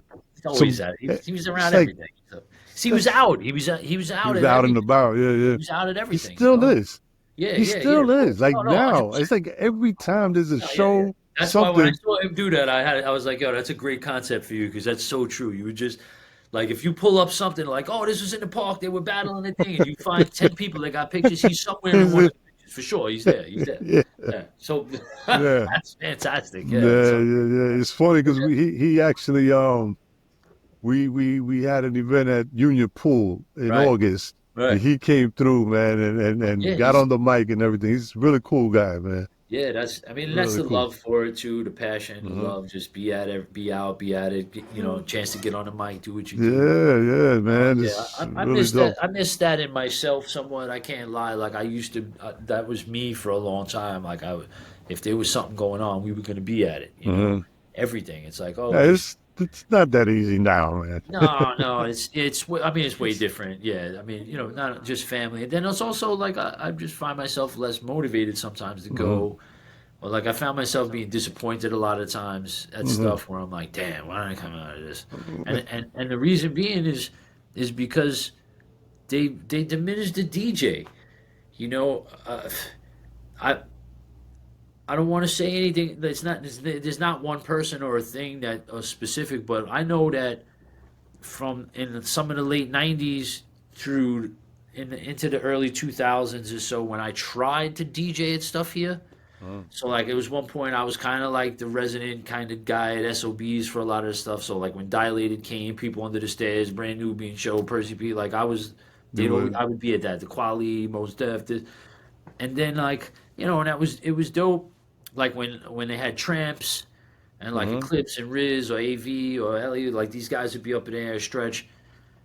Then I started to like do stuff at like Nokia Theater when they would have Red and Meth or Ghostface. Now, the thing to me is when I would go and DJ at these things or Summer Stage when it first started, and they had the Common Show and like they bring me out beforehand to warm up for the crowd. The thing is that I'm not just standing there playing some records or a playlist. It's a show. I'm doing my thing. I'm going off and I know what to play for that crowd. No, like I Right. see some stuff now where I go for that. Like I'm not going just to see the guy that's headlining. Like I want the This, DJ to be dope when I get there and entertain me. I paid to get in. I don't want to stand here for 2.5 hours not just throw being on like, some. why is this guy playing a commercial reggae set before the Juice Crew show? Like this is not why any like read the room. Yeah. Why is this person doing this? Right? Right. And Right. like that Right. happened. Like we were at a thing and it's like it's Juice Crew and it's just they're playing Here Comes the Hot Stepper, and you're like, listen, Yeah. look around, look around. That's not what we're here for, Yeah, And that's then crazy. there's, I've seen that at a bunch of different things where it's like, this is a Pharaoh Monch show. Why are we playing what you're playing right now? What is Yeah. this? I'm like, this. Let's get to Boogie Blind. Let's get him out, please, because this isn't working. And so it just would discourage me, and I'd be like, I don't want to. I don't. What am I It's like a doing? waste of time. Yeah. That's why I ran to the Fat Beat show for sure. I mean, I had to go to that, but that's why I was like, okay, I know that like I'm gonna be a fan at this, and I'm gonna be happy, and everything is Yeah. gonna be Man, what I want. that Yeah, yeah, was that was nice. yeah. What was it? J That Live was nice. came out first. I mean, like J right. Live. I'm like just as soon as that, I'm like, I that's mean, the start the night off for me. Like I'm J good. Right. Live. Yeah. I mean, I Yeah. don't think, No, man, that was perfect. I mean, everybody that hit the stage it was it good. fit the era that and what we wanted. But it's tough though. You don't see that a lot. No. It's missing at a lot of shows. I know there's no money in it. Like they're not trying to pay the DJs because they feel like they can get anybody to do it, Mhm. and they just feel like, well, as long as they play some music, it's cool. The crowd will be happy. They're just here to see whatever Ghostface headline. They don't care who's Uh-huh. playing the records beforehand. But it never Yeah. was like that. No, and I miss it, man. That's why I was man, that Fat Beats was really Oh yeah, no, that was that like kind of re-energized, for what that that. was just. Oh man, that was Yeah, it yeah. was I crazy. don't think I. Yeah, I mean, that night I had trouble the next morning because even though the show didn't end super late, but I didn't. Oh, I I, was amped. yeah, I'm I was good. good. Yeah, I was up. I was up. In fact, it was crazy too. Like I'll name drop, but next morning, Premiere FaceTime me like right Oh, away, this. early in the morning. It was like not 8:30 in the morning, something like that. And he was like, "Yo," he was like, "Yo, what a sick night." He was amped, and It then he was was, asking yeah. me like, what it was like from the crowd when he was doing the cuts and the things, and I was like, "Dude," like, I'm like, when you see the videos that I have of you doing it, they're ruined because it's just me screaming and smashing into people around me. Like I was so excited. Like I No, it was, was it yeah, was yeah, that was again that there was like no flaw. right. I don't And know I'm that happy we got that because the West Coast gets way more of it than we do. dude, You yeah, ever notice how many festivals you see out there, and out it's there, like yeah. solid hip hop lineups? Listen, when I saw that they were doing the anniversary, and I'm like, oh, wow, I got in, and then I was like, oh, it's in L.A. I'm like, damn. And then when I saw that he said he was gonna do it here, I was like, Right, oh like, yes, man, yes. no way. I went there by myself, man. Yeah, I it was great. just It was great. I mean, that's how we met because you had that shirt on. I no. saw So that you shirt. want to know what's funny, man? Is I that saw that shirt, and I'm like, yo, I we just gotta were, ask. I was standing behind you Right, right, outside. I right, mean, I didn't realize it was you at the right, time yet. right, right, But right, you were talking to someone right in front of me right, on the line before right, they let right, people in. right. And Yep. then you actually, J Live actually Right. was coming down the block and you were Yep. talking Yep. to him. No, Yeah, yeah, but I was on my phone and I'm right. kind of I love Jay. Yeah, so man. I wasn't even noticing. And then you Right. came up inside and we started Yeah, yeah. talking. And Now when then, I seen the shirt, I was like, dude, because but when you told we me always who, talk about that word, right? Feeling, hmm and it's something that so talk about Premier. That Premier and KRS have both said to me. So, as somebody who's trying to learn and a little bit ignorant sometimes, like to me, everything was always skills, hmm right? So like if I hear a song, I know you laugh, but I learned my lessons. But a lot of the commercial stuff, it's not skill based stuff. It's it's a vibe. It's a feeling. you talking about Right? like the stuff that's out now, you mean? No, just in general, Oh, in right? general. Okay, okay, Just in general, right? okay. I was always skill based. hmm So like even some of the more popular DJs that could go kill a party, and I'd hmm be like, what did he do? He's screaming. He's playing the songs we all want to hear, but he's yelling. He's not doing anything, Right, right. And I would be like, no, the only thing that matters is skills. When somebody rap, I wanted it to be fucking cannabis, like I see what you mean. Yeah, like, yeah, yeah. and I'm like, this guy, so. So Premier and KRS both at different points when we're talking about songs and what makes songs good and what some of the stuff they do, it's it's a feeling and a mood that hmm they're creating more so than just like bars and hmm this has to be the best scratch because like okay so Premier scratches on all his records they're perfect super classic and they're perfect they're exactly what they should be. Are they the best scratches? Is it like what Qbert does? No. Right, right. Okay, I And see what you're saying. if you did what Qbert did on the records, it would ruin the vibe or the feeling of the Of record. the record. People love saying, "Oh, the group home." Imagine if they took those beats, those instrumentals from the group home album, and Rakim did it or Nas did it instead of the group home. And I'm always like Mm, what the group home did on it is it's perfect. perfect. Yeah, yeah, yeah. I know That's the Mellencamp reason why. is not like I know he's not Rakim. I mean, he knows it. We know it. Premier knew it. Like it's not. It's just. It's like even Dre. Like some of the people Dre work with or what they do. Like Snoop's not Nas or Mm, Rakim. but it You works. know, It he's works. not Pharoah Monch and Black Thought. hmm But what he does is like it sounds really good hmm and they listen to the producer and they meet to where they make a feeling hmm you put on those songs there's a feeling and so KRS told me one time because hmm I used to have some real fun conversations with him uh, I was the guy that was like why did you let Diddy do the remix to the Step Into the World like it's about him like it's making fun of the guys with the marketing and stuff and then he was like JS I did that to give guys like you a headache and I'm like well you did Yeah, me Like, that was too. great. It was great. Then he's like, I "I went gold." The label was happy. But being serious, when we were talking, he was saying like, like what makes a good song? Like, is it like, are you trying to out rhyme everybody every time? yeah, yeah. Because that's how I look at it. Are we trying to out scratch everybody every time? Mm, And he was saying that the best songs and the songs people go back to and the ones they really want to hear are the ones that brings them somewhere when they hear it. It's hmm the ones where the hair you get the goosebumps. It's the ones that have a feeling and put you in a mood. And he was like, if a song can change your mood or put you in a mood, you won. Like you did it. Like that's if you hear a song and you want to fight, if you hear a song and you want to smoke, if you hear a song and you want to relax, you hear a song and you want to just drive in the car, you hear a song you want to dance with a girl, you It's won. something. Yeah, yeah, yeah. You won. It hmm doesn't even matter what the dude said to a point, you know? Like and I had to learn that stuff because I'm coming from like everything's got to be like I said, Technical. I want it to be Like, the most sickest cannabis verse. It's got to be 100 bars cannabis, It's got to be like you heard Revolution do the scratch on the thing. It's got to be uh, that. It's got to and you had to learn a little bit uh, and try to explain that to people too. And they're always like, "Oh, who could have did this song better than this guy?" And I'm like, "Nobody," because no, that's the. that's why it's this. It's perfect the way it is. It doesn't. And that's why I tell them too. When they say the group home thing, I always tell them, I'm like, okay, so if you think that somebody that raps better than Dap and Malachi should have used those beats, then you think that Premier shouldn't do any of the scratches, that Qbert should do all the scratches, because Qbert scratches better than Premier, and Premier will tell you that. Right, So right. then Premier shouldn't do his scratches on his records? No, he did it the right way for the right vibe and feel to match the song, and that's what's important.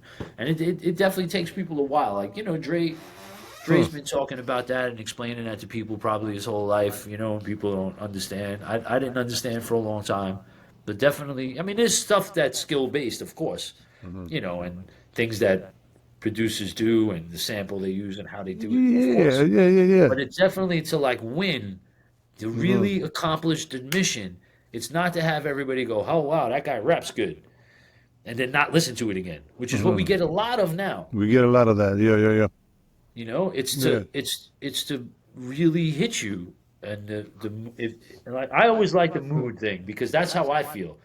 Like any song that I like, Yeah. from Uh-huh. the most underground rapidy rap song to the most commercial cool like vibe song, whatever. Like there's a feeling to it. Even when I listen, like you listen to the Isley Brothers, Uh-huh. every different song that you put on, there's a ding. Make me say it again, girl. Something. I think of my wife. You have like a feeling. Uh-huh. I got work to do. Different vibe, different feeling. Put you in the mood. And there's that's something that's definitely like should be talked about. Like if I was gonna go teach a music class, I think I would tell everybody like on the way, like the most important thing is it just you you gotta hit people. It's gotta affect their Yeah, mood. yeah, If you can put yeah, yeah. people in a mood or take them to a place, when you hear the song, you're like, oh man, I remember I was here. We were doing Uh-huh. this. This is a roller skating jam. This is when we did. And that's what makes great music is and not just it's got to be the best.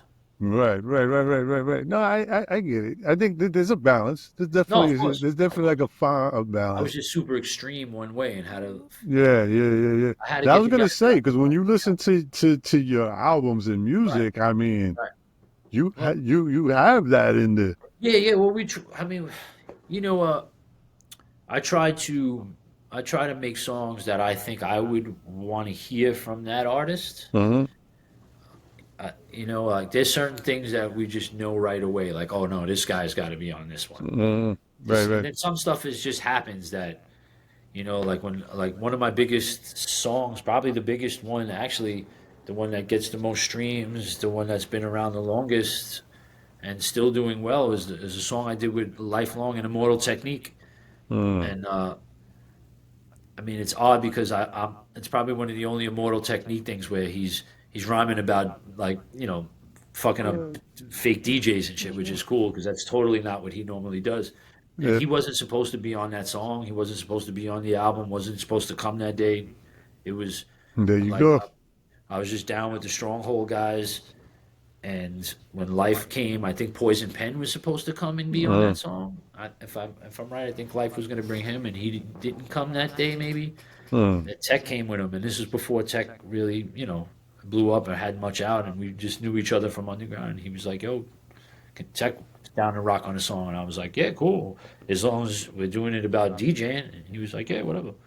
And then that nice. ended up being Listen, that was and the it one turned that out to everybody be. goes crazy over. See, it's just how things work, man. Yeah, It's you just how don't, things you. work. I, It's just how things I mean, work. I like it that It's way. dope. KRS told me I had to win him over. Domingo, that was Domingo. I told Domingo we were working out of the same studio. I had did the scratches for Masta Ace's album, the Disposable Arts, Long Hot Hmm. Summer era, and when I was doing that, then I was like, it's time for me to start putting out my own records. Uh, And I was like, if I'm going to put out records, I want my favorite MC, and I want to get KRS. And KRS. everybody was like, yeah, okay. And I'm like, if I want my first record to be with him, or I don't want to do it.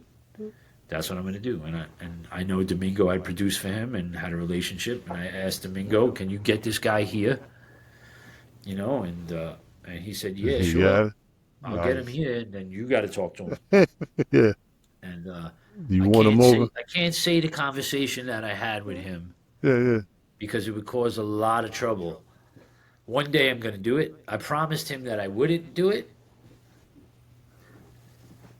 if people listen to the song and you get to the middle of the song and you actually pay attention to the lyrics, you'll probably hear who he's talking about and why it's so bad. It's yeah, no, yeah, it would definitely cause a lot of problems. I Okay. don't think people realized what he's saying and who it's about, but and that was my fault because I brought this person up talking to him, and it was a long shot, and everybody looked at me like, no, no, why would you say that? But I just knew Yeah. that it was something that got under his skin, probably that he never said anything about. And when I said it, it clicked, and he was like all in, like he knew, like it was bugged out. But yeah, he All asked right. me, when he asked me to win him over, I told him, I said, listen, all I'm gonna say, I was like, I could say a lot of different things, but at one point, Tila Rock took me and my friends to the Fever. I was like, not the original one, the second one in the early '90s. But I was like, I did go to the Fever with Tila Rock. He brought us there, and he introduced me to Sweet G, who was actually there. I was just so you know, I'm not like and he was like, he gave me that look, and then he was like, Tila Rock brought me, and he started telling me stuff, and I was like, oh wow, So you made a but, connection there. yeah. But Damn, that's Tila you know, Rock. that's that being around, having experience, knowing what to say, right time, Right, right, right. and then that record is it's just one of my favorite things. The song I did with OC, Uh-huh. me, Dub L, and OC, the Beyond record, like You that's probably have my favorite one. you have a lot of good ones, man. A Thank you. lot of good ones. Trying. I mean, Um, I got to try to do more, I and mean, just listen, just you mentioned a few, but I also know, Nutso, oh yeah, of uh, course. rest in peace, Pumpkinhead, Humpkinhead, man. I'm like, well, and again, the J Live, Big Daddy Kane. So, I mean, Yeah, yeah, you yeah, have yeah. a long list of No, great stuff, it man. was it was a lot of conversations and trying, Mm-hmm. proving myself to people. It was and then there's people that help though. Like there is times where I don't have a relationship with somebody, and, Somebody, well, but I'm like, Premier, call yeah, this guy and you tell him that I'm worthy, yeah, and yeah, he's yeah, like, I got you. And then he calls, and then they're like, oh, okay. yeah. But Same that's thing with Domingo. Like G Rap might have, like I might not have got KRS to come or G Rap. or That was G Rap. Domingo. Domingo got Mm-hmm. them there, and then Ace. You know, it's cool. Like the song I did with Master Ace on the first Ground original album. It was his idea to do he wanted to do a song as a spray can, but like tell a story where you don't know it's a spray can. Mm-hmm. And it's crazy because I didn't tell him that I wrote at the time. I didn't even tell him. He didn't know that I was Germs or wrote Graph. And then years later, and then I was posting stuff, and then he was like, "Yo." Yeah, yeah. Same thing with Monch. Monch like follow stuff, and he was like, "Wait, you like in the graffiti magazines, that guy?" And I was like, "Yeah." And he was like, "Yo, why do you never say Oh, anything?" And I'm like, "Why would I say anything to you? What do you like? What? Why would I say that to you? I'm like, hey, I write graffiti." hey, listen, but you have to find someone. You got to hire somebody, man, that could just go around and be like, germs, JJJ. That's what you have to, man. You have to. You got to Here's a get good one. somebody. I could probably end it with this. Okay. This is how the world works. So, and I'm not going to say who, of course, but somebody that I love, that I look up to, probably one of my top favorite people of all time. And I did something for him, and we were having a conversation about similar stuff like why don't why do some of these guys have Mm-hmm. 100,000 followers and you have 18, you Mm-hmm. know, and we were just talking about why maybe, and then they were like, yo, like it's crazy, like the DJ stuff and all the stuff you did and the graph stuff and like yo how good you like they were bragging about me saying the stuff that I would love to say but I don't want to I don't want to say it. Mm-hmm. And they were like yo it's crazy like there's not many people on the planet that like can do that like That graph level. and DJing like that like and do it together and they were like yo it's crazy and he was like yo the craziest part about it it's not that there's not even hardly people that can do that like that. He's like nobody ever says it. He's like nobody's ever says it. Like nobody's out. Nobody like if they bring it up, like nobody says your name. Nobody brings you up. Nobody's gonna say it. And I was like, yeah, it is what it is. You know, I'm not gonna say it. Whatever. And then this is to show you how the world works. That person then posted something that I did for them. Didn't tag me. I didn't say I did it. Didn't. And that's the world we live in. Yeah, I'm dead serious. And you know, and it's like I definitely didn't think that that's where you were gonna go with it. right in the heart. You know, it's like great, thank you. And it Yeah. sucks because I know if it was somebody that like they, I don't know, thought was cool or Mm. cooler than me. I don't know. You know, I don't know No, I why get it. people, Mm. whatever it is. You know, maybe I know that I like to say people like to retweet and post up, not down. So like it's like the people that I know that have less followers. It's so stupid, but I hate talking about this. But Mm. the people that I know that have less followers than me, Mm. like they're amped to tag me and post stuff with me and tell everybody, or like, yo, Mm. JS, this or that, Mm. because like you They know maybe figure if they they post you, followers. your followers, And yeah, yeah, and yeah. it's cool, and I don't look at it. I'm just appreciative of anybody that likes anything I do. I don't care if he's got no, if they're not even on social media or if they got 10 billion followers. Cool, doesn't matter. And if they only knew when people like Premier posts my stuff, he's got 1.6 million followers. It doesn't change my life. It's Mm. just fantastic, and I'm super appreciative that he does that. That he's acknowledging, But yeah. I mean, it doesn't change my life, you know. Mm. And people rarely, you know, then I see people that have, you know, they have 100,000 followers, and they're always going sick and posting and talking about taking pictures with people that have 200,000 followers, not the people that have 10. You know, it's just It's a different game. It's a different world, different mentality, man. it's not always a conscious decision. A lot of times it is, you could tell, but it's not always conscious. It's just the way it's human It's nature. just It's just the way in it's the way general, people yeah, yeah, you know, but it's funny. That's how you get all the likes. yeah. It's true though. Yeah, Ah, yeah. man, I know I kept you JS-1. on here. How long did I keep No, you no, on? no, no, no. That's totally fine. And trust me, that listen, there's still things that we didn't even talk I about. go on for like seven There's hours. I still know. things we could talk about, but maybe we could do it again though. Yeah, no, Because we for still sure. didn't talk about your, some of you, like as far as producing and a lot of other things. Oh, there's there's But there's a ton of stuff, but for sure, I know this is a lot. You got yeah, to yeah, edit no, this no, it's stuff. cool. Oh, you Yeah, put I just do. I do. God. I apologize. No, not a, listen, are you I kidding me? You know apologize. how much stuff. See, Find this is yourself a 16-year-old kid that's great with AI. nah, nah, nah, nah.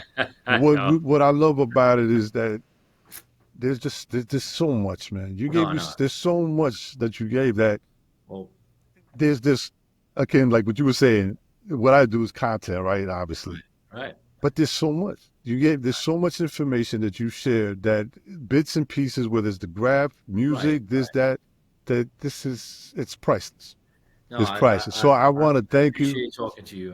No, I'm no, it happy that you like this and that yeah, of we course, come from the same thing. I knew of when I course. saw that shirt at the Fabby's thing. I just knew it because I'm like, you wouldn't wear that in like that's what it is. That's what this is. It's It's a see feeling, I probably explained it, but it's like you gave an interesting take on the feeling part of it though, right? I mean, that's which I thought right. I've kind of thought about, but it's back to like when we first started when I was saying being that little kid going on the subway seeing something and you're just like wow, Right. look at these colors, look at these letters, look at these characters. Right.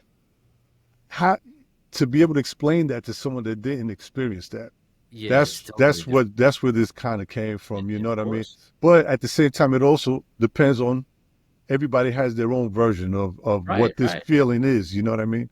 So That's why we're still big little kids. exactly, That's what I always tell everybody. Second exactly, childhood, like exactly. big little kids. I still feel like no matter how old I get or what the hell I look like, every wrinkle, every gray hair, I'm Yeah. like I still have those feelings though. Yes.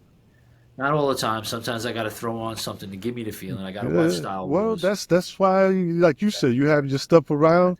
I Right, right, come in here when sometimes I'm feeling when yeah, the frequency is not right. right, right. I No, come hundred in here and percent. I look around or I throw something on Yep, yep. and not for nothing, but that's why we love doing this too, because Right. I go back and I listen to something you might say, whatever, and be like, man, that's right. Yeah, Let yeah, me get back to that. yeah, yeah. No, You know what I it's mean? great. So Great. Man, Great. JS, I'm going to end it off here. Once Sure. again, like I said earlier, thank you for everything you've done, man, and you Thank you. continue doing. Thank And you. and I will try to do my best to keep championing your name out there because it's If you say important. it right, you got to spell it right. Got to say it right, spell it right, but it's important, man. It's important because you know, like I said, everybody you hear the same name, not the same name. No, I You get always it. tend to hear the same names, and this No, right, person and that person part of hip hop and the history. right. You've done There's a a lot lot, of people and like you've me could. too out there, you know. Oh There's a yeah, lot of people that put a lot of work in and did a lot of yes, stuff that maybe is under the radar, and right. you know, I always try to seek those people out too and You've done talk a to them. lot to contribute to the culture that we love, man, Thank you. and we appreciate it. Thank you. And you know, we'll keep our eyes out for anything you have coming Thank out. Like you know, that you had the train that you did. But let us know, Sure. man. You got any music coming out or albums or anything? You going on Hopefully tour, soon. going somewhere? Let us know, and you know, we'll help promote that as well. Thank you. All Thank right, you. and let's do it again, man. Let's do it again. Thank And I you hope so to much. see you We can somewhere, talk man. We got to anytime, link man. up. Yeah. We got to link up and.